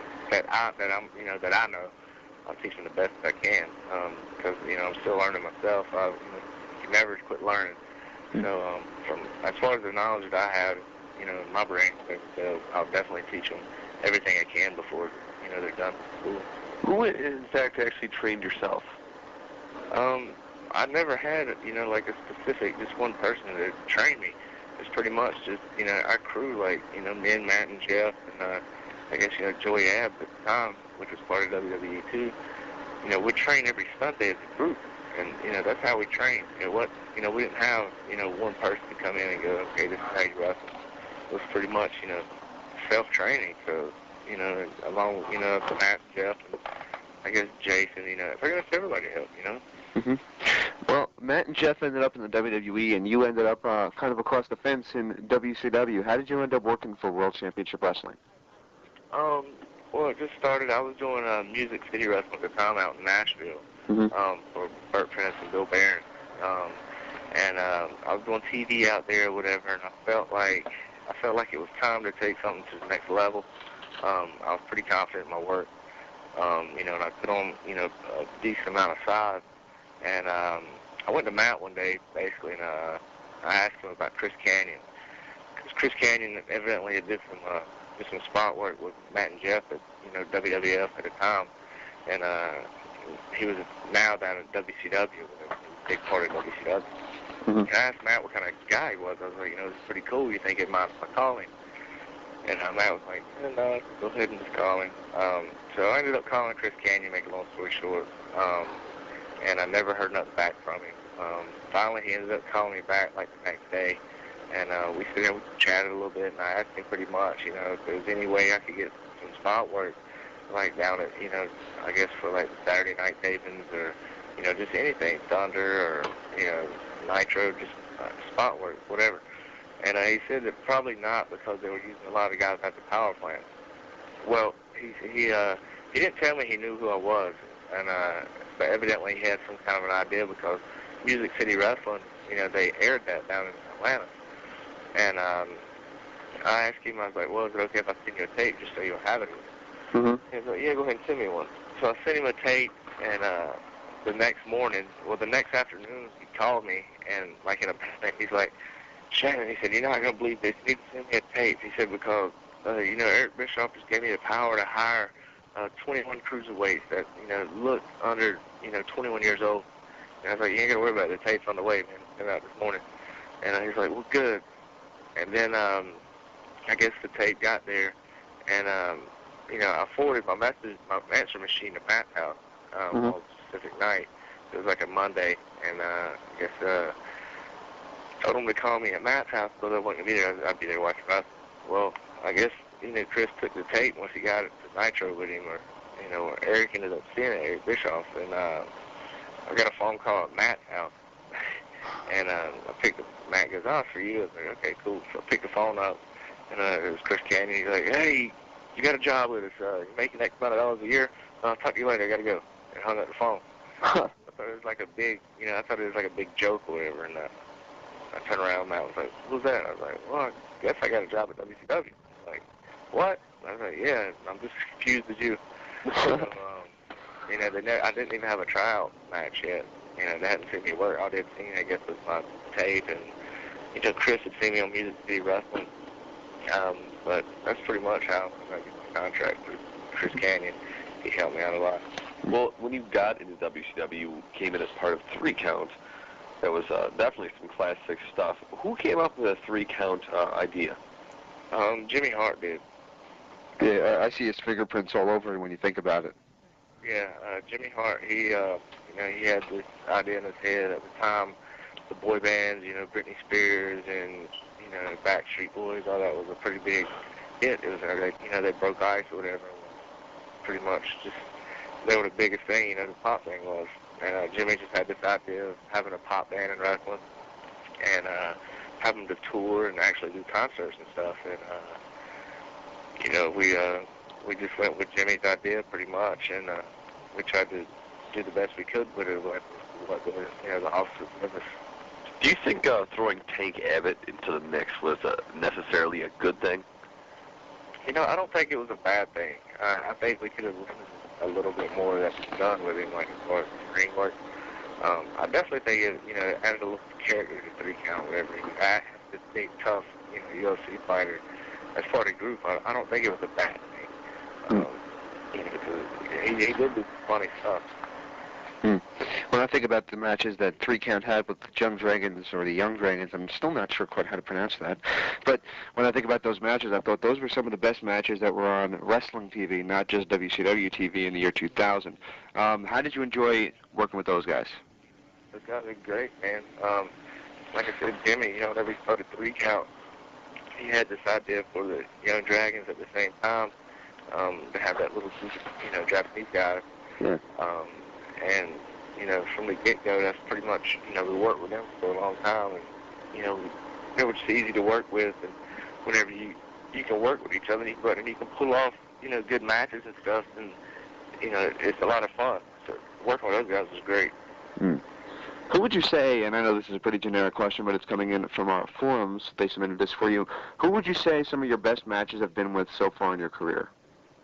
Some of my best matches, you know, like Rey Mysterio, I've worked with him. Me and Jamie Noble, we've had, you know, a lot of good matches. It's hard to pinpoint, you know, even, you know, like Jeff Hardy, like back whenever, you know, I was kid down on his really good back whenever we first started, like we had some great stuff. But there's so many, it depends on what style of wrestling, like, you know, I can't just pinpoint one match and go, yeah, I think that was my best match. Because, you know, there's so many different types of wrestling, you know, going from, you know, working with Rey Mysterio to, you know, Chris Benoit is 2 totally different, you know, style of matches, I think. But, you know, they're both great matches. Both matches, you know, I look back at and I go, wow, you know, like, just how aggressive Chris Benoit is, and, you know, whenever he's in the ring, and actually being in the ring with him, you know, it makes you have to be that much more aggressive, you know? Well, let me ask you this. We obviously touched on you being in WCW. Did you realize how far gone the company actually was toward the end? I knew it was in bad shape, and at the time, also, like as far as the political game or whatever, like I wasn't really in the mix of the whole political thing, just because I was so young and I really know nothing about that. And at the time, I was just focusing on whatever I got. I was going to give it 110%, And I really didn't see it that the company was that gone, not to the point of it getting sold, or not to the point of it being shut down. I always thought that, well, it'll get better. It'll get better. Ted Turner on it. It's going to get better. It's plenty of money. But I never, ever thought that, the company would be sold. I was actually just watching that last night on WWE. They had the top 10 greatest Raw moments, and to see Shane McMahon on WCW to this day is still a real shocking thing. Oh, it was right too. Like, I remember walking in that day, seeing the WWE sign hung up, like WWE this way, or WWE, and just the morale and just how everybody, pretty much everybody thought it was the end. Nobody knew what was going to happen. Nobody knew if they was going to have a job. Nobody knew if they would ever see each other again.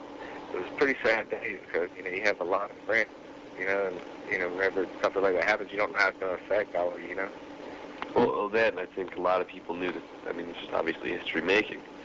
And I think a lot of people had inclinations, and it might not be the best thing for the business. And, well, competition kind of ups everyone's performance, and without it, how would WWE react? Right. Yeah, I don't think, there's got to be competition. And, now with TNA, I think that, it's on its way back. I think there's competition now. Because it just makes wrestling better, if there's a competition out there. Likely see you try going to TNA? Yes, like I said, my contract is done, I guess, November 1st. Yeah, you can't legally talk to them about anything, right? Yeah, legally I can't do nothing to then. So, if the TNA group, they want to have me as part of their team, man, I'd love to be there. If they allow me to be there, then I'll be there. All right, I'm going to ask you a weird question, something that our buddy from the website asked me, or begged me to ask you, is there was an incident with Shane Helms and Buff Bagwell where Shane laid Buff out. They want to know if you were present when this took place. I wasn't present whenever it took place, but I pretty much got the full story on it, as soon as it happened.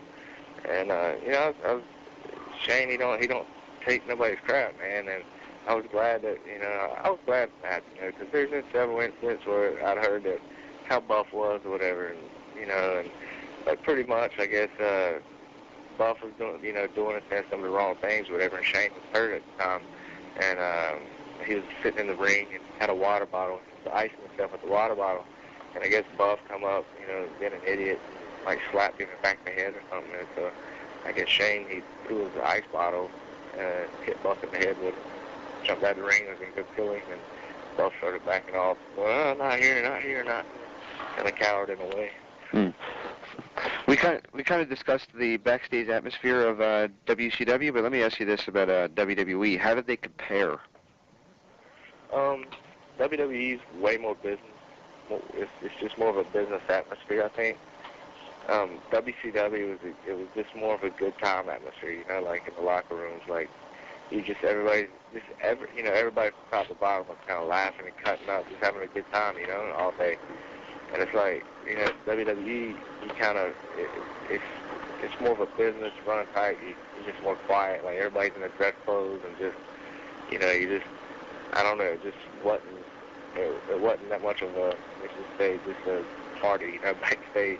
I mean, I ain't saying WCW was a party to the point of, drinking backstage and stuff like that, but it was definitely just a good time. Like everybody was just laughing and just having a good time. They're making a good time like it should be. That's the way wrestling should be. Do you feel that your relationship with the Hardy Boys at all may have contributed to how you were viewed in the WWE?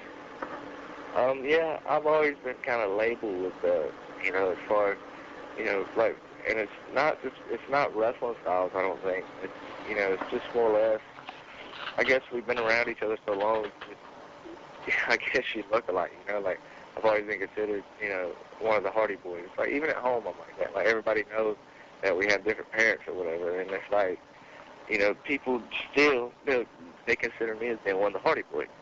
And, you know, that also wrestling too, you know, whenever I was in WWE, I was automatically, I guess, pretty much tagged as, you know, one of the Hardys.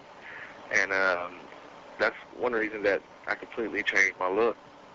And I'm kind of, you know, I went totally in a different direction as far as my look goes. That's one reason I cut my hair. You feel as though when, you know, obviously Jeff Hardy left, and then, you know, Matt Hardy was injured, were you at that point concerned what they were going to do with you? Or did you feel like secure enough that you were going to be, you know, good to stay around for a while? You know what, you can't, the whole time I was in WCW, I worried about my job every day. And that's something you can't worry about getting fired or not. Because one thing you can't control the machine. Right. And if they want to fire you, man, they're going to fire you. It don't matter how talented you are. It don't matter, you know, how good of a person you are. You can do everything right, and they'll fire you. And there's nothing you can do about that. And, you know, once I guess, man, Matt left and went to Raw or whatever, and I was left on SmackDown, it was like, I wasn't worried because I knew that, you know, I knew what I could do, and I knew what talent I have, and I was going to do my best, and, you know, I felt like it was up to them to, you know, put me in a storyline or, you know, do certain things with me or whatever. Because, you know, I'll give ideas and stuff, and that's all I can do. I can't force them to do anything, you know. You can't force a company like that to do anything with you. Well, something I got to ask you, even though we kind of covered it already, but the forums are insisting upon it, we got to ask you, how did you enjoy being the, quote, little MFer? That was fun, man. It was really fun going from, you know, like, I guess, working together in Omega to actually being in WrestleMania, you know, me and Matt together as a team, you know. But as far as being the MFer, like, a lot of people go, oh, did you get sick of being his follower? And that's a stupid way to look at it. You know, it was entertainment. And what we had going, if it would, you know, if it had got pushed a little bit further, I think it could have been a really good thing. But yeah, we had a blast, man. Like, you know, that's even with the push it got, it was still it was a big thing at the time. What? I said even with the push that it had received, I mean, it was still a big thing at the time. People were still already into it. Oh yeah, people loved it, and you know, they could have. If they'd have kept going with it, I think it could have been one of the biggest things on the show. But unfortunately, like, you know, most of everything that I've done is always gets shut down. But yeah, we had a good time, man. It was, you know, we did some entertaining stuff, like in the Royal Rumble. We had a few things in the Royal Rumble that was really entertaining, and just, you know, everything from whenever we brought Crash in my group, and Crash was actually my moron. You know, I was Matt's ambassador, Crash was my moron, so, and we ran with that for a while. It just, you know, it was some good stuff, man. It was very entertaining, that's all. And you were involved in Crash Holly's last WWE angle, as you're saying. Any memories of the late Mr. Lockwood? Yeah, I tell you what, man, that's one phone call that I get every single day. I'd get a call from Crash at least once a day or whatever. Like, no matter in how bad of a mood you were in, whenever Crash would call, he'd put a smile on your face just for, you know, whatever reason, he'd make you smile. And we had a blast, man. Just from road trips to in the ring, just to, you know, just different things, man. Like, that's one person that, you know, I really, really miss as far as being gone. Because especially once you know, like we were in the angle together, whatever, really got to know each other. And, you know, whenever he died, it was like, oh, you know, like, you can't believe it, especially because that's somebody in the business that was so close to, you know, to my age and so close to Matt's age also. It's like, you know, people like that early, you know, in the business, whatever, they're not supposed to die yet, you know?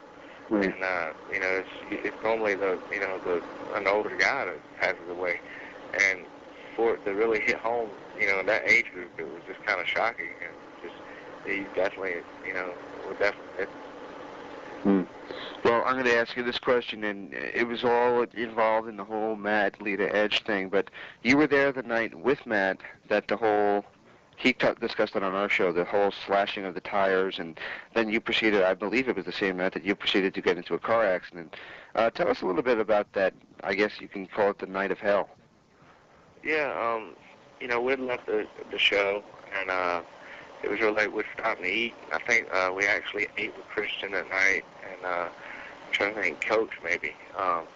And we was getting a bite to eat or whatever, and we was on our way home, and I had a Hummer, I have an H2, and Matt was his Corvette, and he was following me, and I just had pulled in front of Matt, and I pulled up to a stoplight, and I was on the phone, and this car just come out of nowhere, man, just hit me head on, going about 45, 50 miles an hour, and I ended up having to jerk the guy out of the truck and keep him there because he was trying to leave, and Matt, he come running up.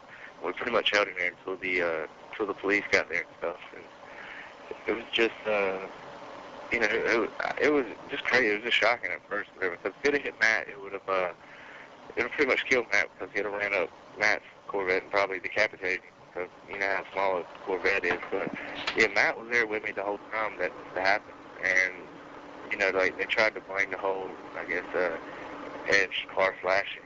I don't know, beat up, whatever it was, on Matt or whatever. And I got a police report saying that Matt was there with me that night. It's definitely not part of that. What do you make of this whole Matt Hardy, Lita Edge situation at this point in time?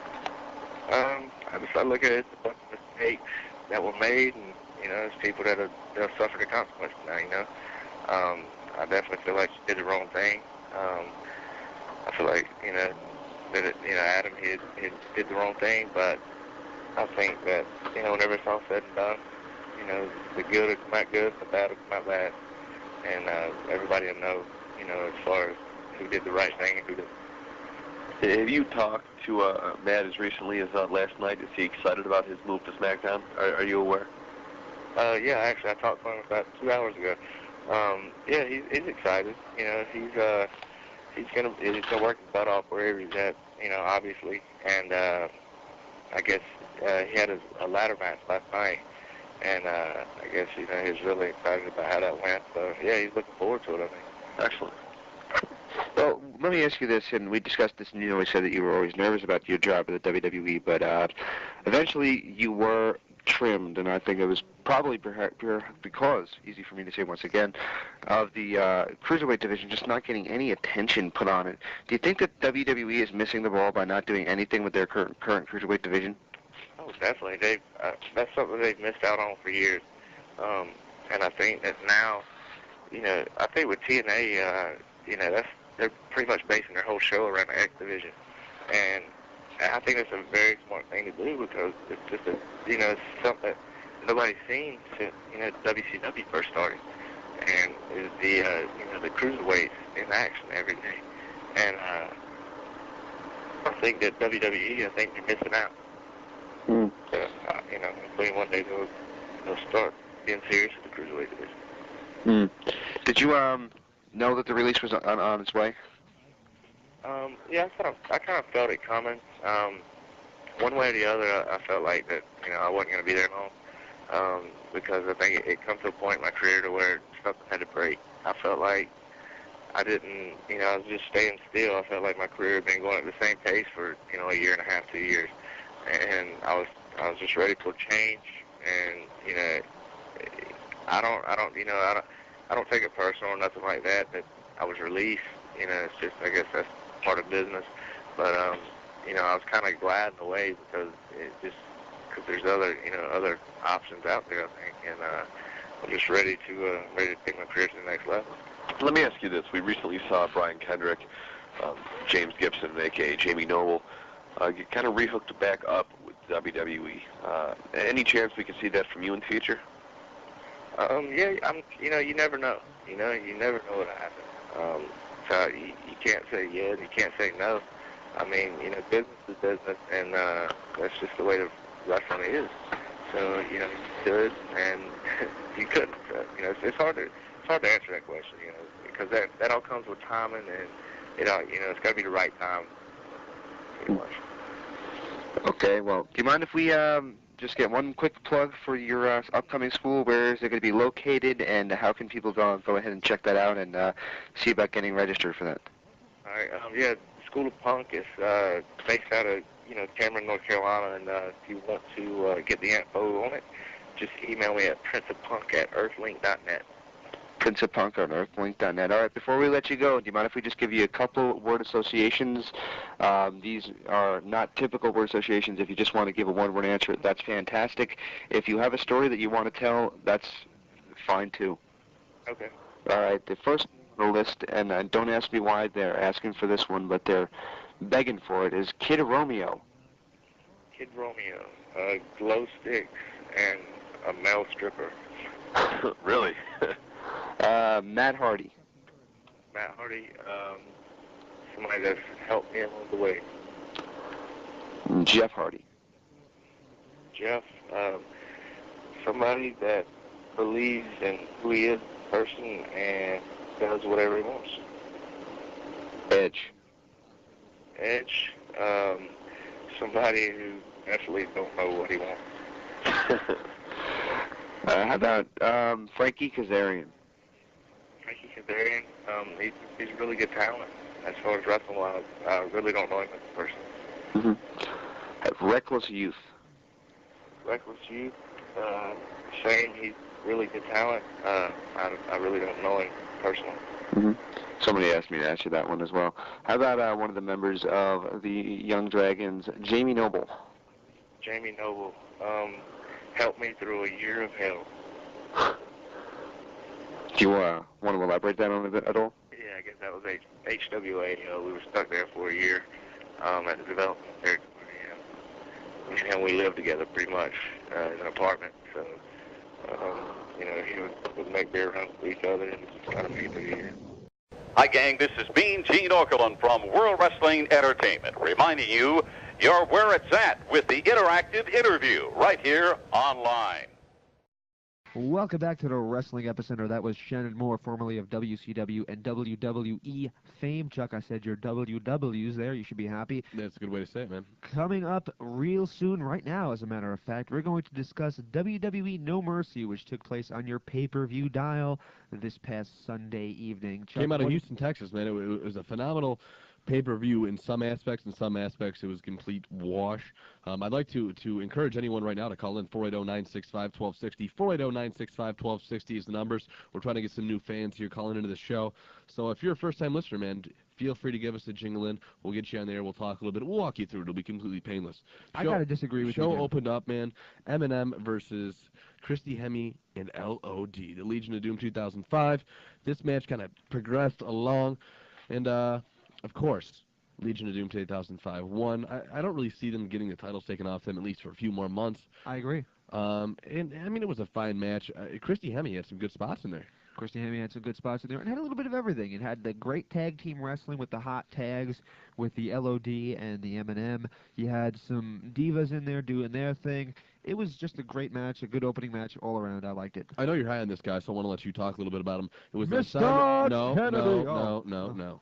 Calm down, dude. Okay, I want to do that. You're like freaking out, dude. I want to do Simon Kennedy Dean versus Bobby Lashley. Bobby Lashley is perhaps the secondary future of the business. What does that even mean? That means that if the one guy fails, then this guy's going to succeed. I think there's only one person that I can spot taking the spotlight from him over the next decade. This guy's big, he's strong, he could do just about anything in that ring in terms of muscle mass or power moves. I think he's going to be fine. Yeah, what do you think about his finisher? I like it. It's kind of a throwback. It doesn't matter what you think about his finisher. I want to talk about the United States Championship match. Booker T versus Orlando Jordan versus Christian versus Chris Benoit. Obviously, this match was nothing short of phenomenal, in my opinion. I've heard others be a little bit down on it. I don't exactly know why, but I know why I was a little bit down on it. The in-ring action was absolutely phenomenal. There was nothing, that was missed or left out. Let me take a guess. But they should have not have made Christian tap. You and your Christian love affair, dude. They shouldn't have. What is it with you and this obsession with, like, little guys with short hair? Yeah, I've looked in the mirror lately, dude. I know what I am. Well, you like Kurt Angle and you like Christian. What's going on, dude? Kurt Angle doesn't even have short hair, dude. He doesn't have any hair now, but he used to have short hair. Hey, guess what you get to do now? What? What do I get to do? Do it. Mr. Kennedy versus Hardcore Holly.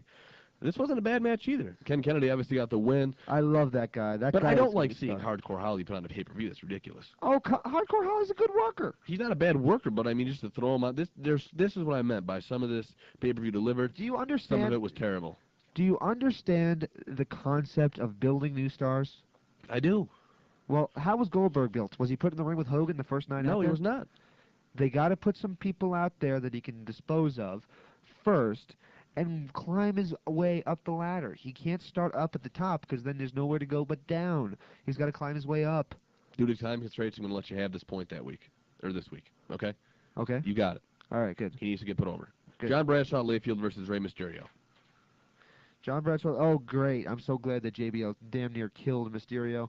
Mysterio needs to get back to wrestling the little style, and he needs to stop being in my main event television. What do you think about him being in the ring with Jillian Hall at the end? I don't know, man. I don't know.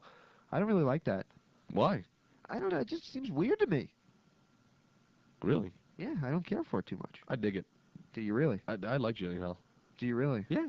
Do people with facial deformities really turn you on? Well, yeah, that's why you're here. No, I'm just kidding. Moving right along. That's more true than you want to know. We have the casket match. Obviously, this is one of my favorites because one of my favorite stars, Mr. Randy Orton, the true future of the business with that kid right there. None of this Kennedy, none of this Lashley. Randy Orton's the one that's going to do it. He's going to be around for a long time. Burnt out. He obviously picked up the win, man. It was about time that he beat Taker. Him and his dad did his thing.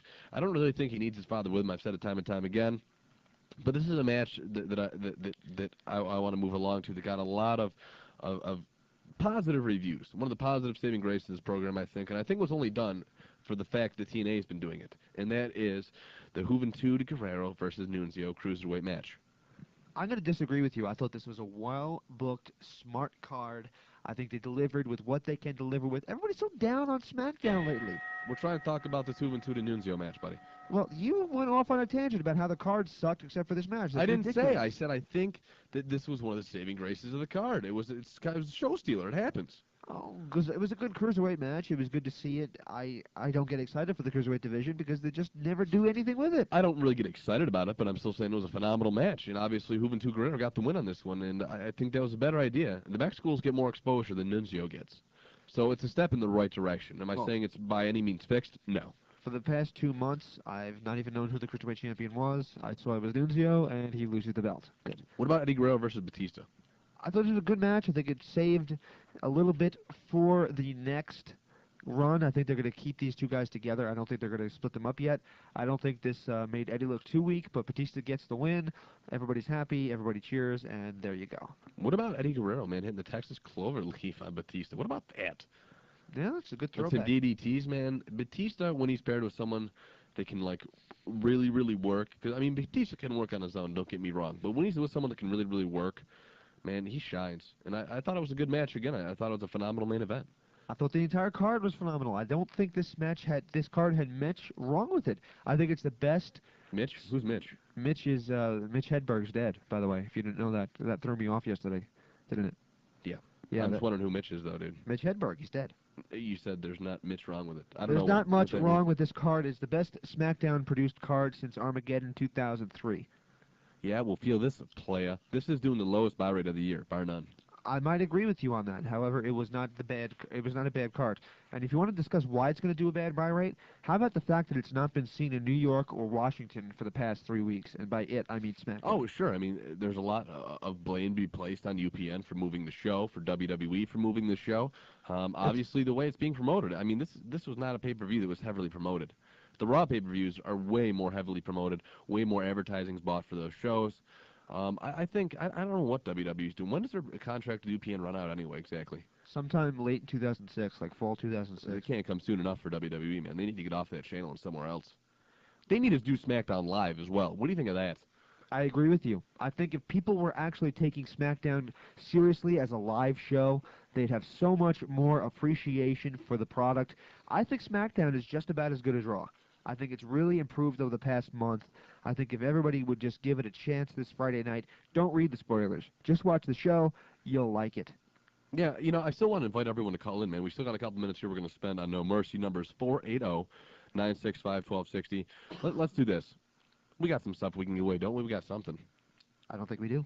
Hey, we can give away a copy of 101 Reasons Not to Be a Professional Wrestler. What do you think of that? Why? Why not? Yeah, I love it. Let's do that. First person that calls in, aside from our regulars, I mean, we got our few that love to call in. We're going to send you 101 Reasons Not to Be a Professional Wrestler. This was an interview we did. I believe we aired it 2 weeks ago. It was with a man by the name of Mr. Moody.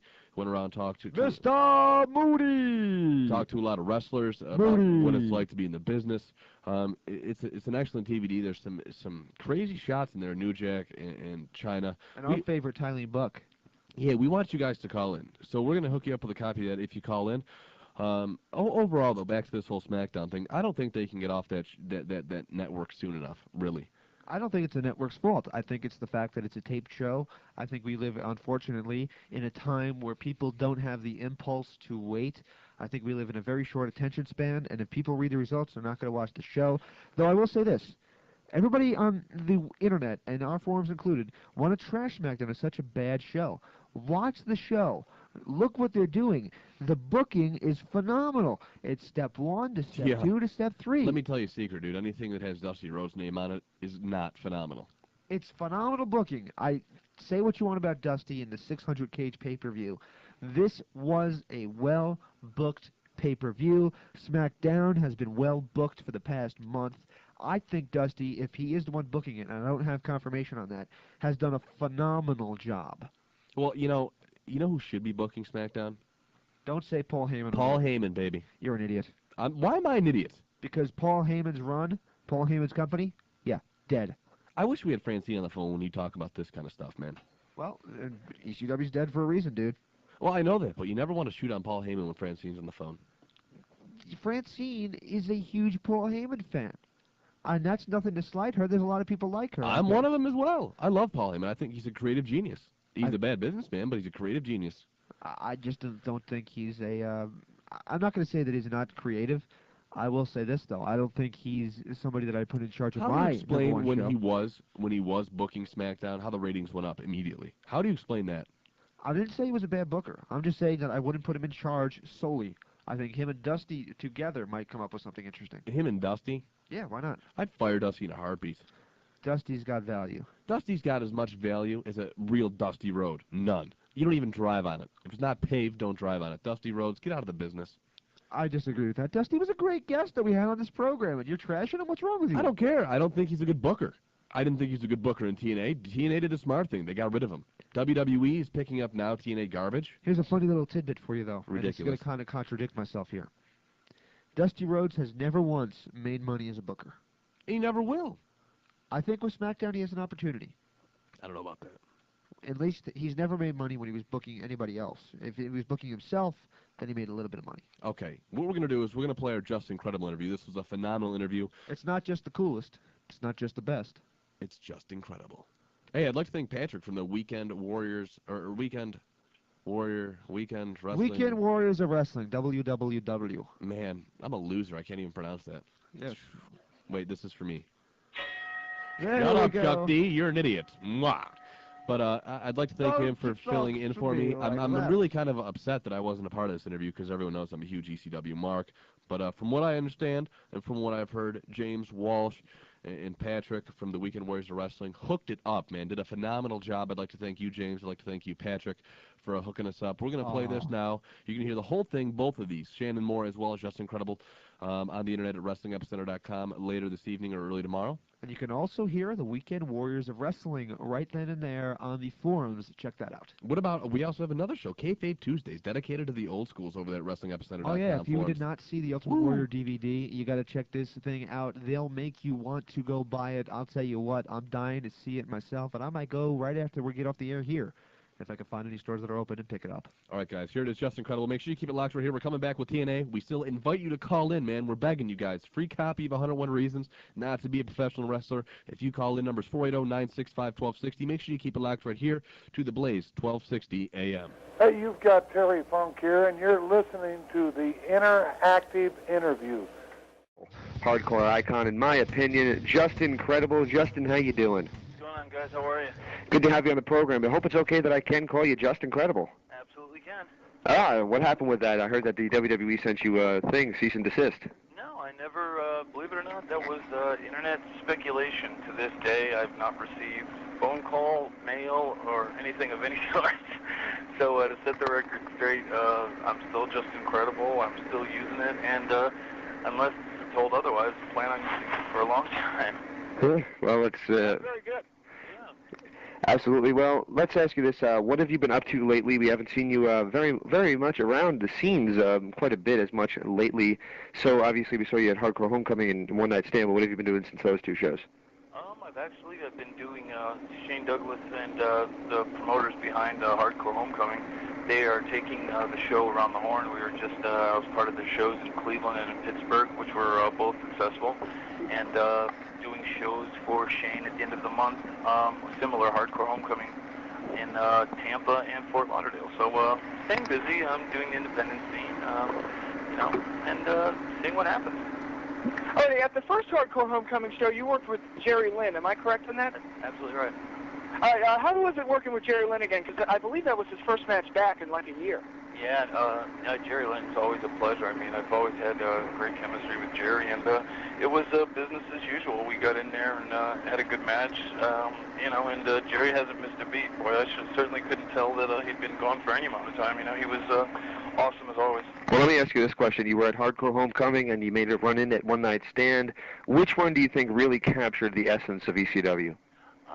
They both did in their own unique ways. I thought One Night Stand, believe it or not, I was a little skeptical at first, but that, had been being at all the Hammerstein Ballroom shows for ECW and being at the One Night Stand pay-per-view that WWE put on, I thought they did a great job capturing the feel of ECW. I mean, it was, minus the JBL, being a part of the show, obviously, very WWE. But other than that, they really did capture the essence of what ECW was, and it was not the same kind of a vibe backstage, seeing all the guys, and I thought it was equal to Hardcore Homecoming as far as capturing the vibe of ECW. Both offered a different dynamic.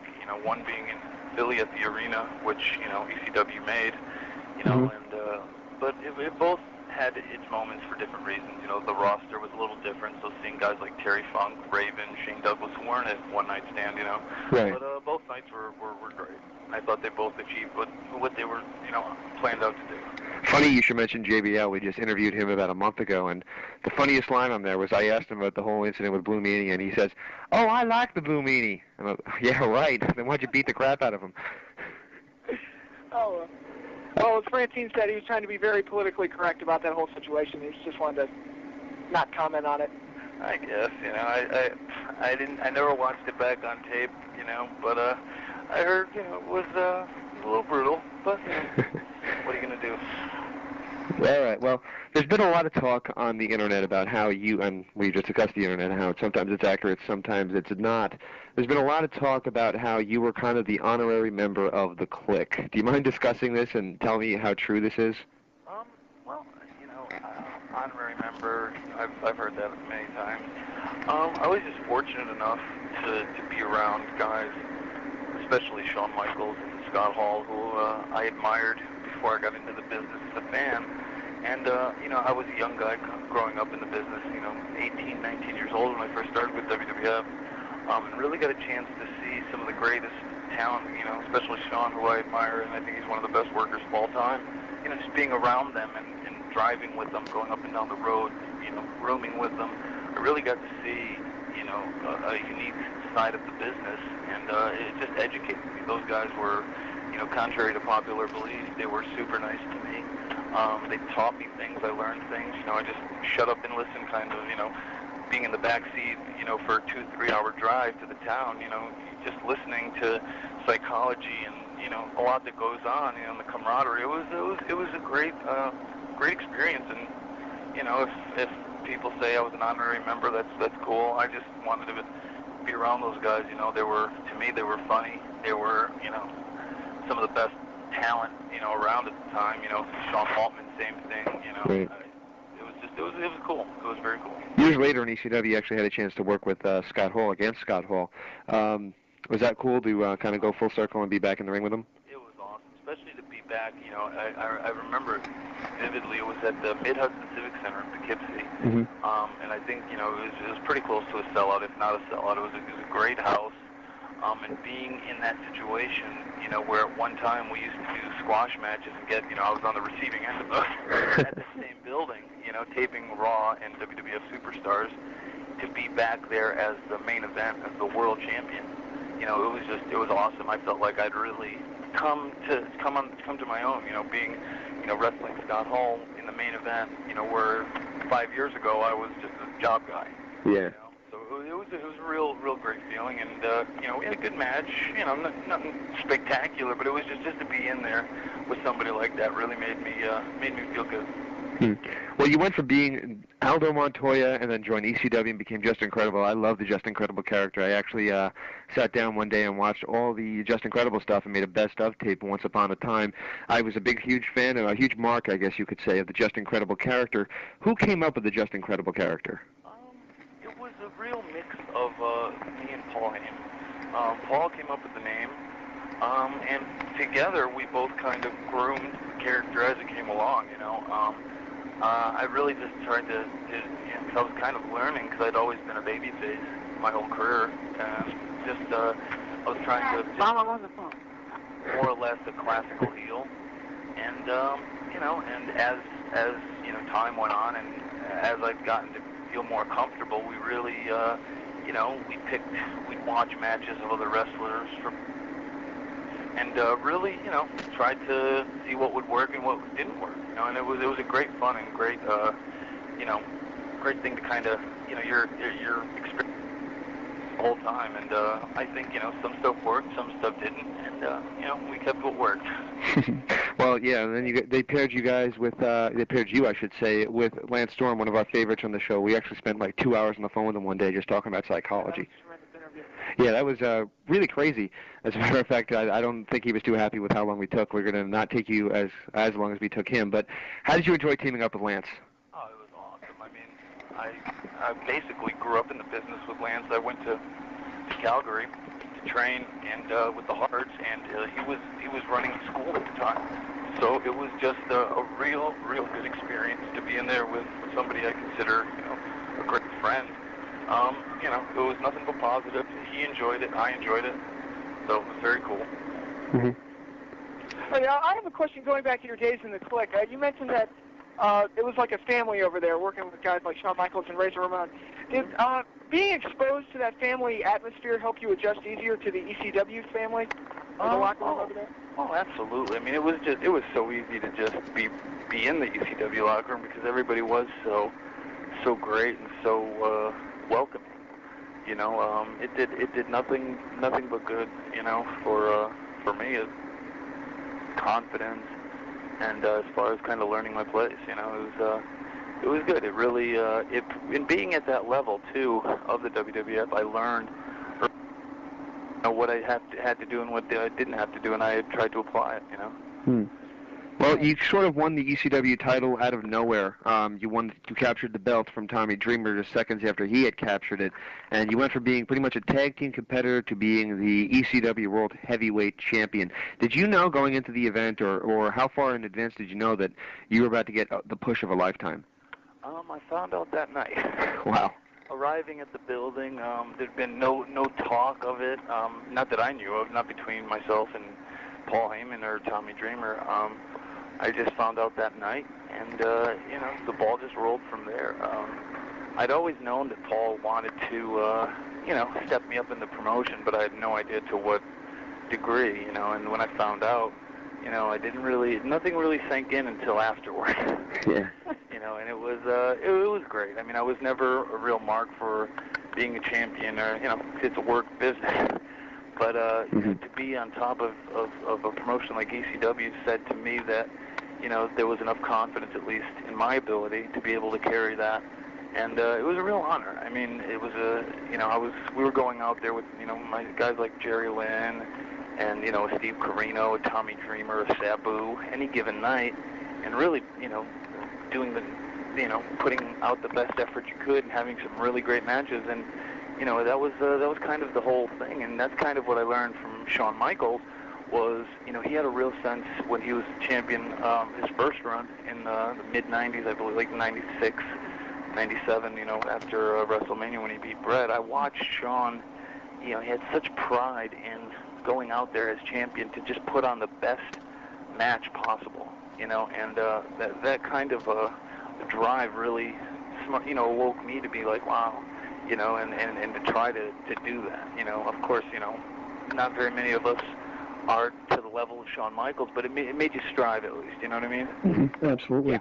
Well, let me ask you this. What was it like being paired with a female valet, the likes of our partner in crime on this show, the Queen of Extreme, Francine? Oh, I loved it. I mean, she's a real talented girl. Bottom line, I mean, she takes great bumps.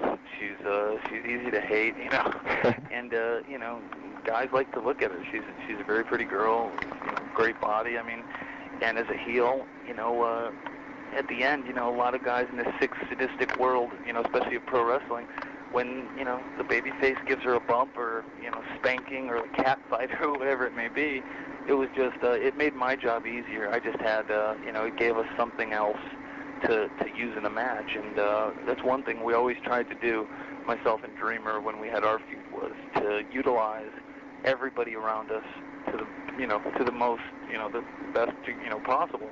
And if we had a tool, if we had, whether it be Francine, whether it be Jason Knight, whether it be the kendo stick, Lance Storm, if we had everything out there, we would use it, and we had a place for everything. And, we would just line it up so there'd be one pop after another pop after another pop.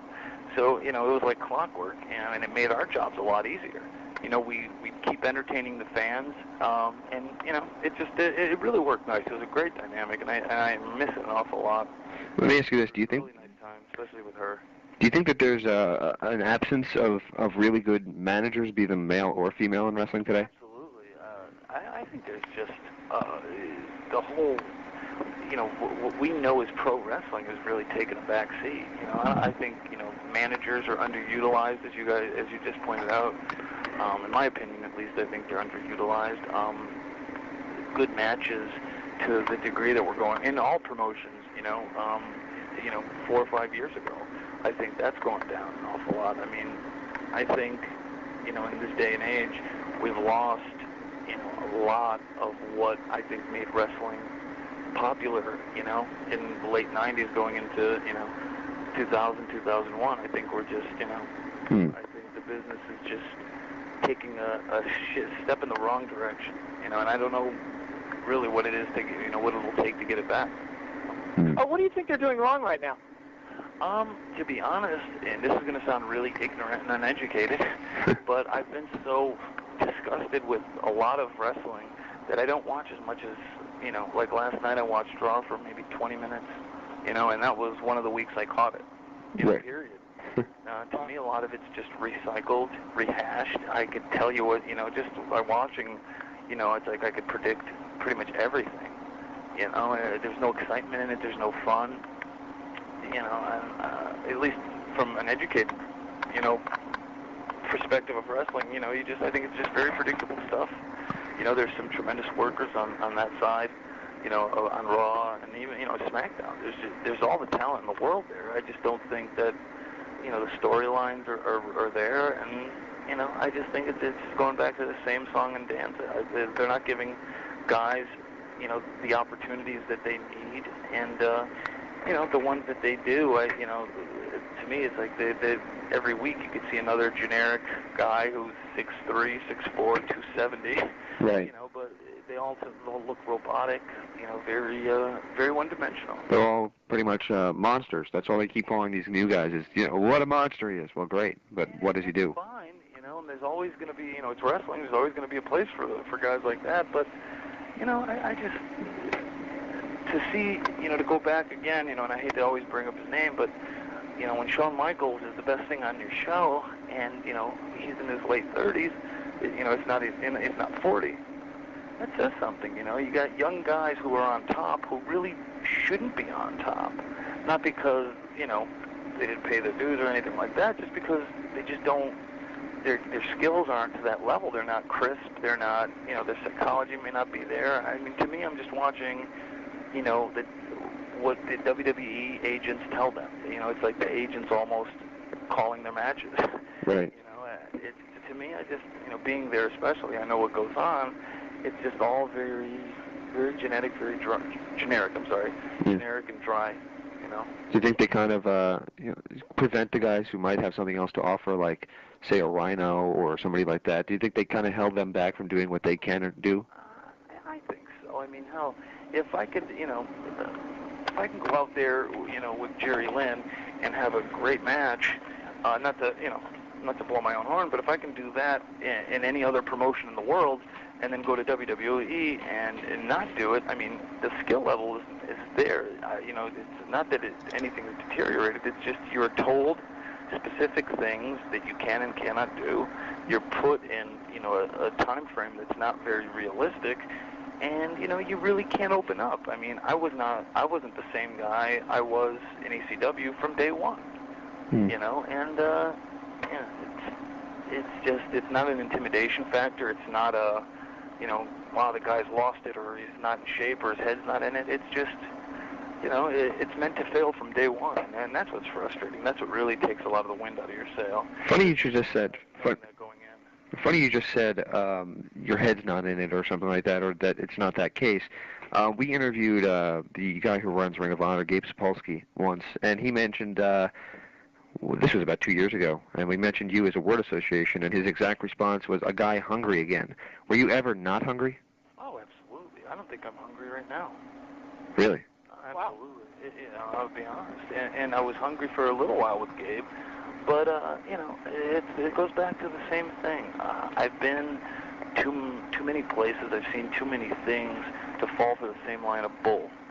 You know, I've been I've been in a room one-on-one with Paul Heyman many times as friends and as business associates.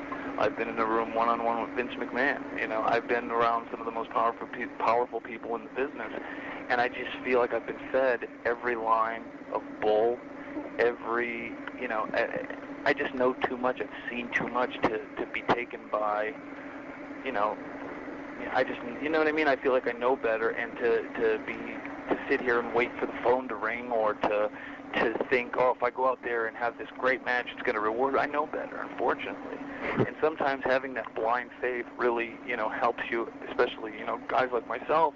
You know, it really helped me in the beginning of my career, but, you know, I don't have that blind faith now. I'm 31 years old. I feel like I'm fairly young as a human being and as an athlete, but at 31, I've also been in the business, you know, since I was 18, almost, you know, 13 years. I've seen a lot, and I can't believe the hype. I can't believe, you know what I mean? Right. I just feel like I know better now, and sometimes that's very discouraging, and I try not to be negative, and I try to keep as positive a perspective on it as I can. But the bottom line at the end of the day is, you know, I'm not the young kid anymore with no responsibilities financially and so forth. I mean, I have a family with 2 kids, you know, and to me that becomes, you know, wrestling is a business, and it's a means to an end. I love what I do, but it's also the way I make a living. Right. And it's, you know, it's very hard to keep that faith in the business, to keep that hunger when, you know sometimes that a lot of times that it's all for, you know, most of the time it's not going to work out. And that's a bitter pill, and it's a hard pill to swallow sometimes. You know, and I try to fight that feeling, and it's, you know, sometimes you win that fight, sometimes you lose. Okay, well, I'm going to ask the question that we always ask our ECW guests. When did you realize that ECW was in trouble? Around the summer of 2000. It was really the time when we, for sure, I'm very bad with exact dates, but I know that after TNN or the National Network, whatever it was at the time, when that kind of went south and we got canceled there, and then, you know, when Paul wasn't able to meet payroll several times, you know, he did his best to make, you know, he really did his best to make good out of a bad situation, but, you know, anytime, you know, we were still drawing fans up until the end. I mean, you know, we'd go to Chicago for a house show, still put 3,000 fans in the seats, you know, sell out our regular buildings as we always did, but, you know, when you're putting thousands of fans in the seats, you know, you have pay-per-views, so forth, and you're still not able to meet payroll, that's a sign. you know, and you Well, know, where was that money going? he's an artist. I mean, I'll give him credit. You know, we all hung on, you know, and we all tried our best, you know, and Paul always, you know, most of the times made good with me, you know, as me personally, but you know, it was hard, and I think, you know, that was kind of a sign, you know, at that point. You know, like, you know, if you're drawing 2,000-3,000 people to an event and you're having a hard time meeting a payroll, you know, something's wrong. And, you know, I don't think it was his fault. His intentions, I feel, were always good. You know, I felt I was paid very fairly, actually, for wrestling 2 nights, 3 nights a week tops. Mm-hmm. You know, I think that was the problem. For Paul trying to compete with the other companies, I think, you know, he bankrupted himself because, you know, he was paying out competitive money to the other companies where I don't think he probably could have. But to try to hold on to his talent, if you know what I mean. Yeah. You know, he was overextending himself. I mean, he paid me very fairly. You know, some years, I mean, you know, in ECW, I made more money than I did with my last year, you know, in 2002 in WWE. I mean, that's amazing. Wow. You know, I mean, I could really say that I made, you know, as much, if not more money in ECW than I did in WWE for my last year. Wow. You know, and so Paul was definitely fair, and if he had it, he would give it to you. You know, it was just, I think, you know, after a while, he just couldn't, you know, what was coming in wasn't enough, you know, to cover everything. So unfortunately, it took the turn that it did, but you know, that's when I think it was definitely the summer of 2000 where I felt things were in a bad way. Well, as we said, we talk with Francine each and every week, and she's the co-host of our show. And one thing that pissed me off and pissed her off and aggravated a lot of people was the people that were really left off of the rise and fall of ECW, and you're one of them. Does it bother you at all that the kids today that, you know, maybe didn't really see ECW and just see what the WWE portrays as ECW might not have the same perspective of what you meant to the company towards the end? No, it really doesn't. Believe it or not. You know, I mean, to me, that's gonna. It's exactly what you said it is. It's their interpretation. You know, and it's not. You know, I know a lot of fans won't ever get to see the other side, but you know, that's just the fact of life, and that's just the way it went down. And unfortunately, you know, they're gonna always portray the guys, you know, to the best of their ability that are on their, you know, either you were a huge undeniable factor in ECW where they can't turn their backs on it, on you, or you're working for WWE, you know, and obviously I wasn't in either one of those categories. So, I mean, it doesn't hurt my feelings, you know, it doesn't bother me. I mean, I'm not a mark for myself, never was, never will be, you know, would I like it? Yeah, probably, but, you know, I've never lost sleep over it, never thought about it, so, yeah. I'm going to throw you this question, not to name names, but Missy Hyatt went off on a rant with me one day, and kind of in private, which is why I hesitate throwing her name out there, but about how if Paul wanted to keep ECW going, he could have. And many people point to Paul Heyman's maybe bad business deals as being why he ended up closing up shop. Do you believe that he is, quote-unquote, to blame? No, I don't think so. I mean, in essence, I mean, he wrote the checks, he made the business decisions, I mean, to some degree, you know, but I don't think he could have held on any longer. I mean, there's some stuff that, you know, I'll never discuss it, and then I'll take to the grave with me, but there were some business decisions that Paul made, that he did for, you know, he made them for the moment, and he knew that in the long term they were going to bite him in the ass. And I think, you know, not to get too specific, but I think, you know, he just tried to stretch that out as much as possible.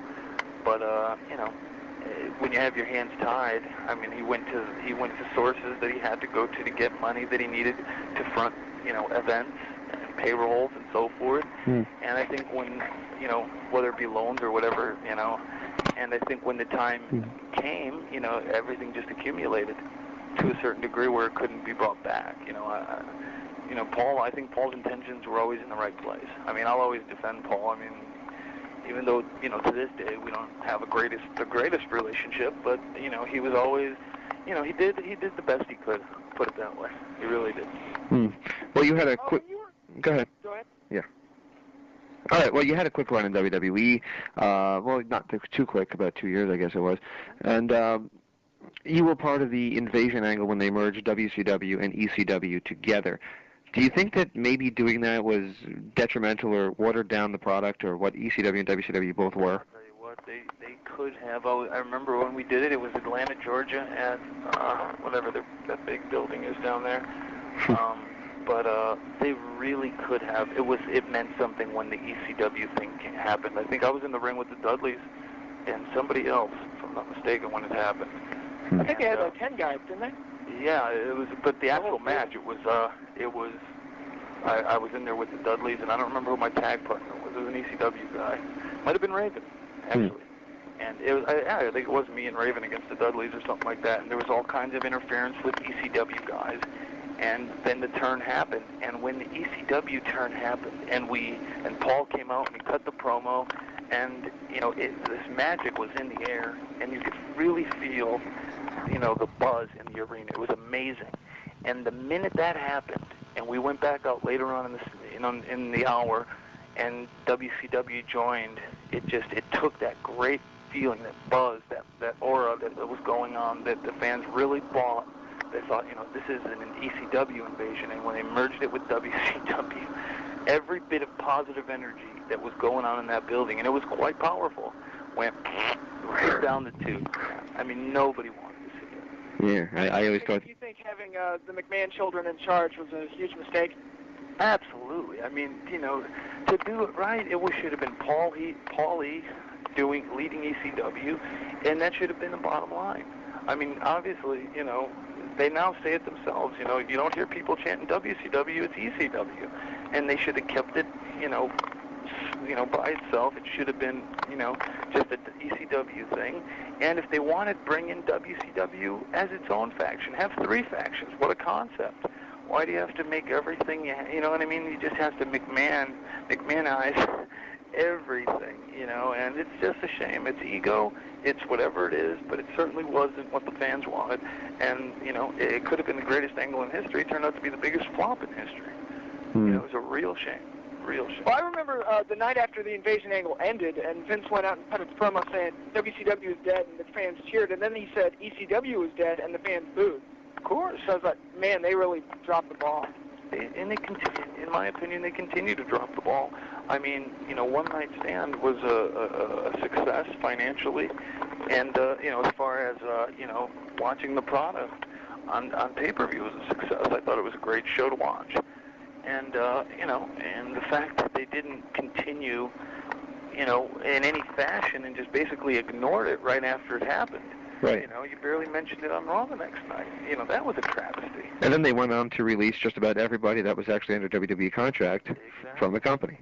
It's amazing. I mean, if you wanted to be smart, hell, you waste a lot of money on OVW and Louisville and all that junk.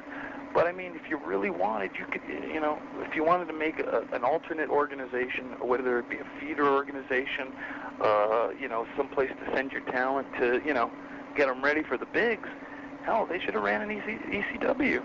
I mean, give it its own television, the same kind of television it had before, run it on the East Coast, keep costs down, bring in the ECW talent, put WWF talent in there that you feel needs to sharpen their skills up, and you would have a money-making, profitable organization that the fans would want to see. And it would give the WWF talent that they're trying to groom, give them a great feel of what the business is. I mean, it would be much better than sending them to a place like Louisville, where I think you learn very little. It's not probably get worse. Well, let me ask you this: were you disappointed when they gave you your release? No. I was self-destructing in the WWE. I really was. Personally, I really fell into a bad time with, I was abusing substances. I don't know how public it is to people, but I was a real mess, and that really was, something I needed to address. So I think everything happened for a reason. It was the best thing that could have happened to me. Financially, it wasn't, but on a personal level, it really helped me get back on the track I needed to be in. Right. And, do I wish I still had a job making 6 figures with them? Of course. But to the same degree, I mean, I don't know if I'd be here today if I'd have continued on that level. Oh. So, you know, I think everything worked out. I wasn't disappointed, though. You worked. You've worked several interesting companies over the past couple of years. There's MLW, there's TNA, there's Ring of Honor. What do you think of all these promotions that are starting up, and do you think any of them have a real chance of catching fire? I thought Ring of Honor really did. I really, truly thought Ring of Honor, you know, had an opportunity. You know, one event that Jeff Hardy, actually a good friend of mine, that he was a part of, I think drew close to 2,000 fans, you know, in Newark, New Jersey. You know, and they were drawing great numbers across the board in their main cities. I think they, I don't know for what reason, but, you know, I think they closed themselves off to the very hardcore internet sheet reading kind of fans, which is fine, but you're going to have those fans regardless. Right. You know? And I think to be a successful company, you have to branch out and try to get the fans that you don't have. And I think do you think that, I'm sorry. No, that's all right, but I think that's where they went wrong. Do you think that ROH could be a huge company if they actually decided to break out and try and be national? I don't know if it could be huge, but it could have definitely been an ECW level. Absolutely. You know, that's, you know, that's how ECW was started. You know, they had a couple of hot towns where they would really draw well, and you know, they could have just continued on that thing. I think Gabe has you know, a great vision for the business, but I think he was trying to develop something that, you know, he didn't want traditional television and so forth, but the bottom line is Paul had his TV shows, and basically what wrestling television is an infomercial to advertise for your local house show events where you're going to make money. I mean, that's how you make money, is ticket sales, merchandise sales, DVD sales, whatever.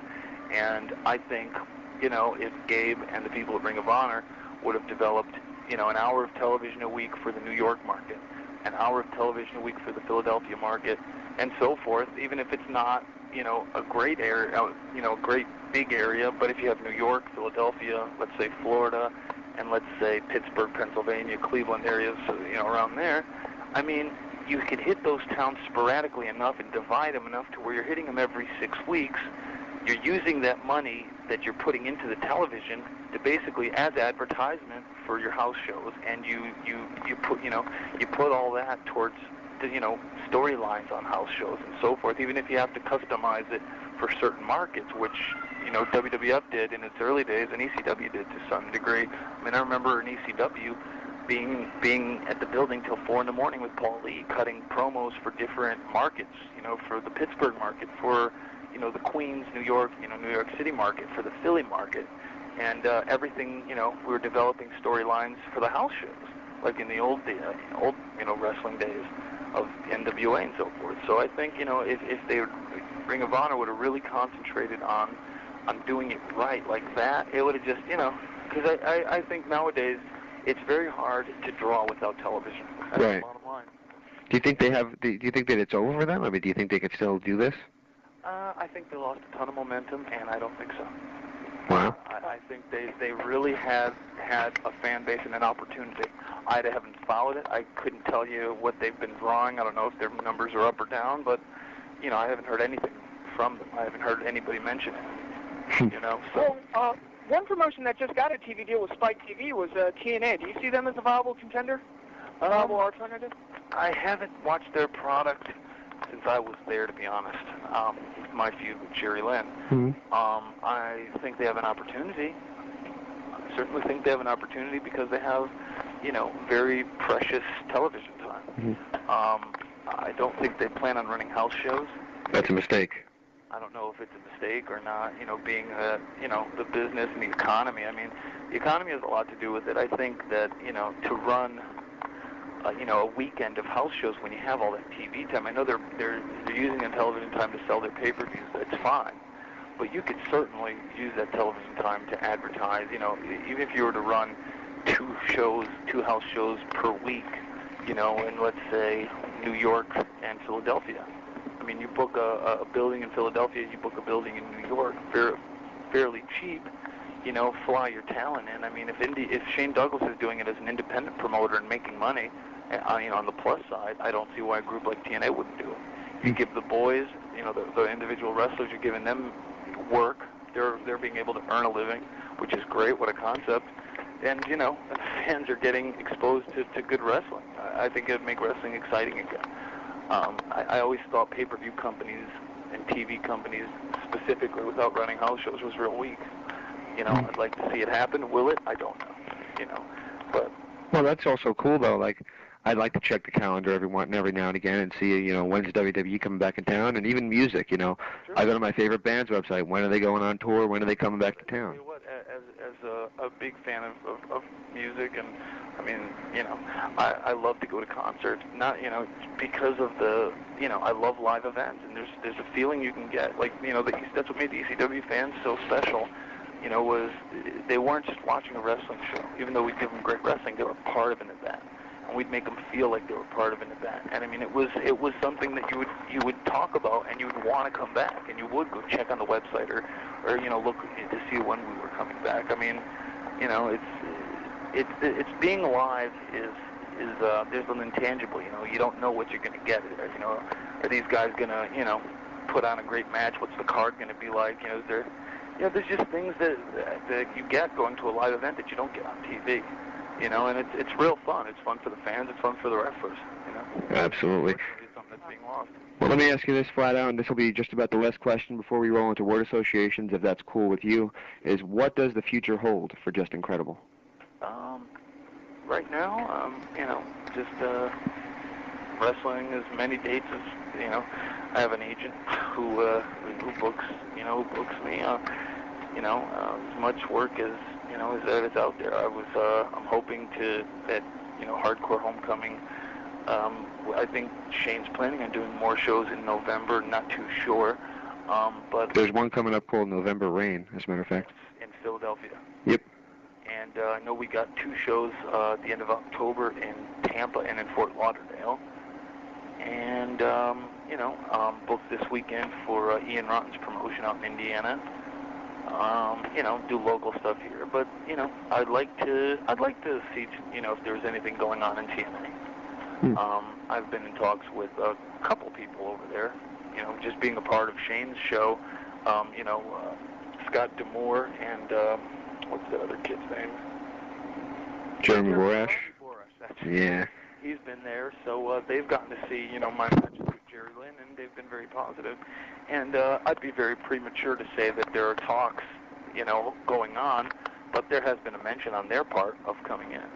So, you know, that's something that's definitely an option, and, you know, I'd like to pursue that. But other than that, you know, just see where it goes.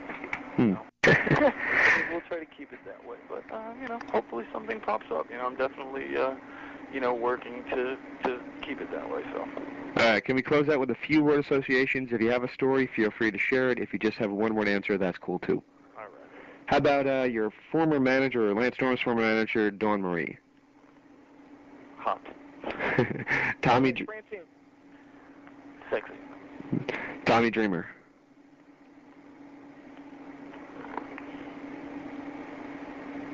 I want to do this right because Tommy's special. How about Yeah. How about the craziest guy we've ever had on the show? He actually had his 6-year-old kid beat himself in the head with a kendo stick during the interview. The Sandman. Oh, he's great. He's a crack up, man. I love Hack. Hey, how about Jason? Jason? Mm-hmm. Good friend. Known him a long time. Very good friend. We actually live in the same town. How about Joey Styles? Joey Styles, perfectionist. Shawn Michaels. Greatest of all time. Scott Hall.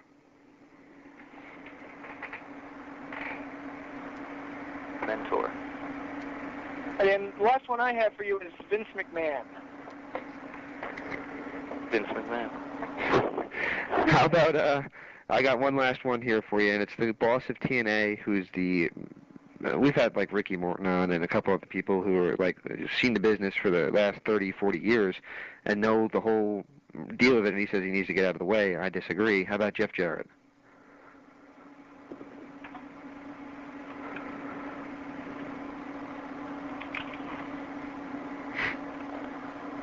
Jeff is,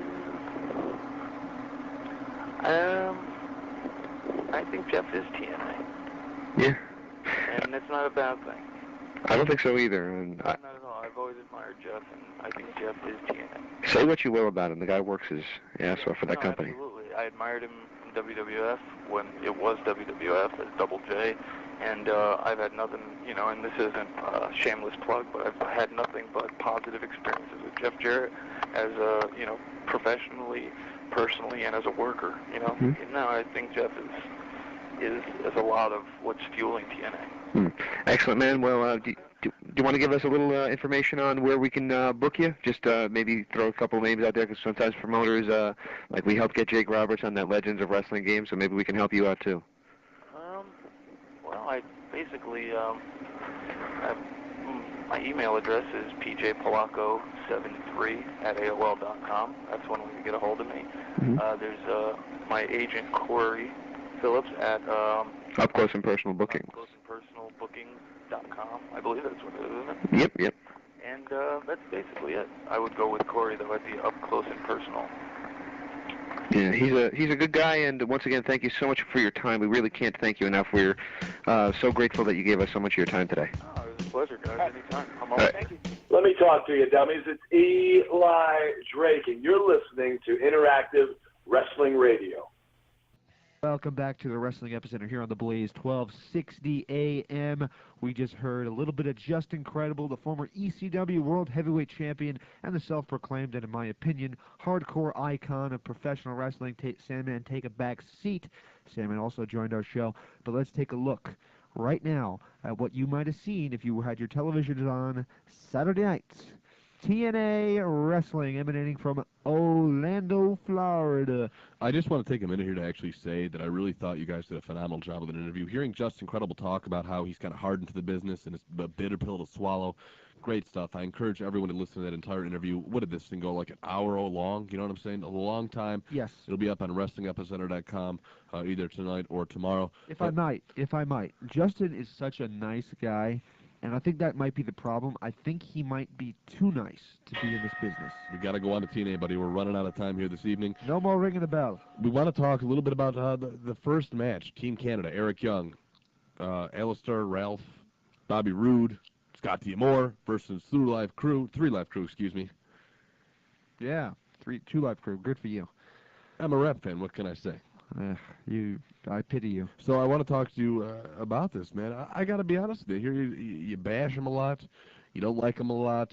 You think he's arrogant a lot. You think he doesn't give good interviews a lot. But I want to say this. I forget his name right now. Who are we talking about? The guy from Three Live Crew. The big guy. Ron Killings? No. Conan. Yes, I like him. You like Conan. You like him so much you can't remember his name. Good job, Blake. Good job. You can't remember his... Conan is a worn-out recording of your favorite song. He's the same thing you've seen for the past 7 years. He's boring. Oh la la. Give me a break. I've heard that song and dance before. It wasn't over 8 years ago. It's not over now. Come up with some new material, chump. I think it's funny when he throws the shoes at people. I think he's a racist son of a bitch. You believe that to be the case? I think he doesn't like anything that's white or that reflects whiteness. Right on. And I want to say this, though. I think he's entertaining, and I think he's a better in-ring technician than you give him credit for. Man, you always tell me how this guy's like blowing up after 30 seconds. I think he holds his own. He does fine. I think so too. I think no, I don't. What am I talking about? I think he holds himself all right, but chewing in the mic, buddy. Yeah, don't make any more any hand gestures, okay, pal? You're really screwing me up. I can't say anything. I'm trying to tell you something. You want to pay attention. I can't help it. You were chewing your gum last week. I know. That was like 3 weeks ago, dude. And I called you on it. Yeah, like 3 weeks ago, so I'm calling you on it now. Learn to like it. Learn to live with it. Just as you should learn to like Conan and Three Live Crew. Yeah, well, they're the most stale thing on television. All right, let's get back on track here. We'll get the gum out. I'll remember people's names. We'll do good things. What do you say? Can we do it? Let's do it. Let's do it. All right, let's do it, man. We want to talk a little bit about this match. It was the X Division match. Christopher Daniels, Austin Aries, Matt Bentley featuring the attractive Tracy Brooks. Man, this girl looked good. She toned up a lot. I liked it. Yeah. But Christopher Daniels is absolutely phenomenal. I love watching this guy work. That pedigree, the angel wings he does. Is that what that's called, right? Yes. Falling the angel wings. Oh, great finisher right there. And I've been really hard on Ring of Honor. I've gone as far as to say that they suck. Right. 99% of their talent sucks. Samoa Joe sucks. But I'm telling you right now, you know who's really good? Who? Austin Aries, man. Yeah, This guy did phenomenal. Austin Aries, who captured the title from Mr. Samoa Joe last year in Ring of Honor, December. This guy's got a look to him where, I'm thinking all Ring of Honor people, and I'm not going to make any excuses here. I don't really watch Ring of Honor that much. It's not that big of a promotion that's worth my time. But, seeing Austin Aries, I thought they were all going to look at Samoa Joe. Austin Aries is kind of cut up, man. He looks good. Austin Aries is in good shape. He's not he's more indicative of what Ring of Honor. Gracie Books. He un talento especial. Todos who might be a little bit overweight, a little bit out of shape. He has got the total package right there. I would have liked to have seen Tracy Brooks get involved. Match number 3, Abyss. We saw the man James Mitchell. We had him on the show last week versus The Rock. I mean Sonny Siaki. My bad. Yeah. I got him confused. Yeah, Sonny, you might want to come up with your own look there, pal. Maybe he threw into his like an own little identity crisis because he killed Chris Candido. You think? Maybe. I mean, that could be why. That could be like his own little witness protection program. I dig it, man. You're opening up here finally. Yeah. I'm getting into it. You think he killed Chris Candido. You say it again. No. Sonny Siaki is responsible. That's what you just said. I want to hear it again. Sonny Siaki killed Chris Candido. How do you figure this? Tell me why. Because when Chris Candido suffered the injury that led to the end of his life, it was in the ring with Sonny Siaki. Do you blame Sonny Siaki for Chris Candido breaking his leg? Do I blame him? Yes. Honestly, no. But I think that it sounds funny to say that he... You think it's funny? I think it's funny. I think it's hysterical, Chuck. Wow, that's tough, man. I actually like Sonny Siaki's look. Maybe I'm retarded, but maybe I'm just that much of a rock mark that when I see Sonny Siaki come out to the ring, I dig it. I like his mannerisms. He even punches like The Rock. I love it. I think it's great. I think he should have got the win over Abyss. They should push Sonny Siaki to the top of TNA along with Monty Brown and along with AJ Styles. What do you think of that? What, I think he's like I said, he's like forget it. I had a great thought and it slipped out the wayside. I'm going to say this. He's like a microwave dinner of The Rock. It's not as good as the original. It's not as good as the first time you had it. The same thing can be said about Ron the Truth Killings. He's a carbon copy of Booker T, just not quite as good, not quite as crisp, not quite as entertaining. I want to tell you this. Seeing Tito Ortiz in a TNA ring makes me sick. This is such a waste of time. This guy can't even talk. If you were watching the show closely and have any idea what it's like to do video editing or audio editing, this was insane. They had to cut like 8 times, him messing up his speech patterns. This guy's not a talker. He's not even a good fighter. This is one guy that got his ass kicked by Chuck Liddell, and he's trying to struggle just to keep himself in the public eye, okay? They don't need him in TNA. And then he has to attack the wrestlers, Kevin Nash and Jeff Jarrett, make them look weak. Absolutely ridiculous. I had not one problem with the show except for this. Tito Ortiz, get him off my TV. I don't even want to see. He looks retarded. He's the missing link between humans and humans with Down syndrome. Wow, that was a bit of a shoot right there. I'll tell you what he brings to the table, and we discussed this with Francine last week.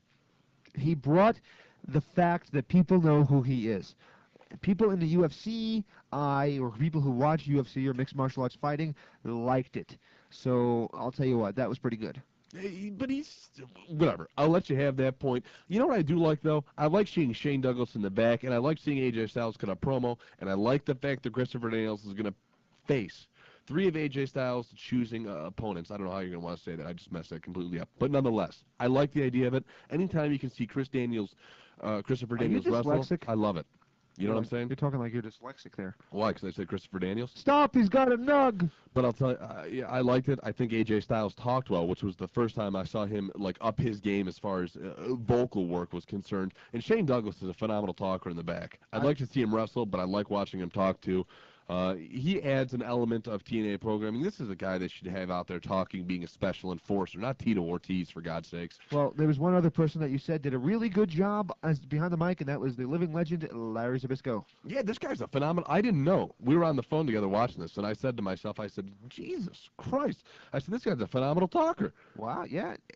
What can you say? Larry Zbyszko is a phenomenal talker. That's what he made his name off of, man. He is, and he was one of the first guys to get over with promo by putting his whole name in there with the likes of Bruno Sammartino. Well, see, I only knew of Larry Zbyszko from a few matches that I've seen. Obviously we had Lee Marshall on the program, and he really put over Larry Zbyszko hard, and I didn't know. And watching him talk, and this guy's got a presence to him. He is like an early Rock in a way. Obviously not quite as charismatic, not as Hollywood, but, man, this guy can talk. Absolutely. I wouldn't compare him to The Rock, but in terms of old-school talkers, he was the best there was. Hey, your favorite, Gail Kim, debuted in the final match. It was Team 3D versus AMW. We obviously saw some interference by Jeff Jarrett and Gail Kim, as I said. Gail Kim, can I announce it?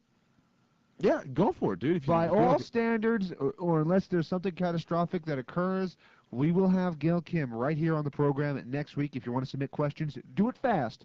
Go to WrestlingEpicenter.com. Yeah, we're doing that tomorrow, aren't we? Yes, I believe so. So submit these questions quickly. Gail Kim, I will say this. She looked good in the ring. She's hot. She's attractive. I'll give her love that. Yes. I was never really that big of a fan of her work, but I tell you what, I think she's actually looking quite a bit better than she even looked in the WWE. I'm not even talking about Gail Kim here. I want to talk about this match. AMW, Team 3D. It's obviously something everyone's been wanting to see for a while, and I like that it was kind of a smooth finish because you know what? That means it's going to go on longer and longer. The longer these two guys wrestle each other, the happier we're all going to be. That word would be smudge there, pal. But yes, I agree with you. I think it's a tremendous thing to see these two go at it in the ring. They only had about 12 minutes. I think if they did it on pay-per-view, they'd be given about 20, 25, maybe even 30. I think they're a great tag team. This is the first really good tag team match I've seen in about 6 months. It was good. There was the hot tag, and it was great. Dude, this took me back, and you know I'm a mark for it, to ECW. Man, you saw Devon and Bubba, how do you say his name now? Brother Bubba. Brother Bubba Ray. Yeah. Brother Ray, there you go. Whatever his name is. Nonetheless, man, you saw these guys juicing, man. They were cut up. Pools of blood on the mat. And there's a reason why they got beat up, and that's because they're going to New Japan, and they won't be able to make this week's tapings, but they will be back starting in about a week. But still, it was good to see him, man. These guys are guys that are willing to do a lot for the company, and WWE lost sight of that. They said, we got the Dudley Boys. We're not going to use them. We're just going to let them sit here. These are two guys that will go to bat. They really put their balls on the line for ECW, and they're doing it for TNA now, and it's going to make their product exponentially better because of it. I agree with you. However, they needed a fresh start. They were stale as hell in the WWE. I couldn't wait for them to get taken off TV. However, I'm glad to see them in TNA. They're a fantastic tag team. They have a lot of great, fantastic tag teams to work with there. I can't wait to see a clean finish and a clean one-on-one match, perhaps on pay-per-view, between America's Most Wanted and the Dudley Boys. Let me tell you this, too. Teal, I apologize, my man. We're going over on time. We can't help it. I want to tell you this. Sabu.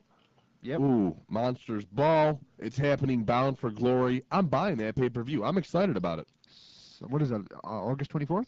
I don't know when it's coming up. August 24th, dude. We're in October. Yeah, that probably would help. I think it's What are you, October high? 24th. Want to get high? John, real, man. I'm trying to tell you this is going to be a phenomenal pay-per-view, and you're telling me it happened 2 months ago. No, this is going to be great. You got the Monsters Ball, Abyss, Sabu. I'm a Sabu mark, man. I see it, I'm going to buy it. You got AJ Styles, Christopher Daniels. I don't obviously. Oh, yeah? Then how come you don't own Hardcore Homecoming? Well, just because I don't own Hardcore Homecoming does not mean anything. Who's on it? It just came out. Francine's on it. I know, it just came out. Come on. I got to get it. Come on.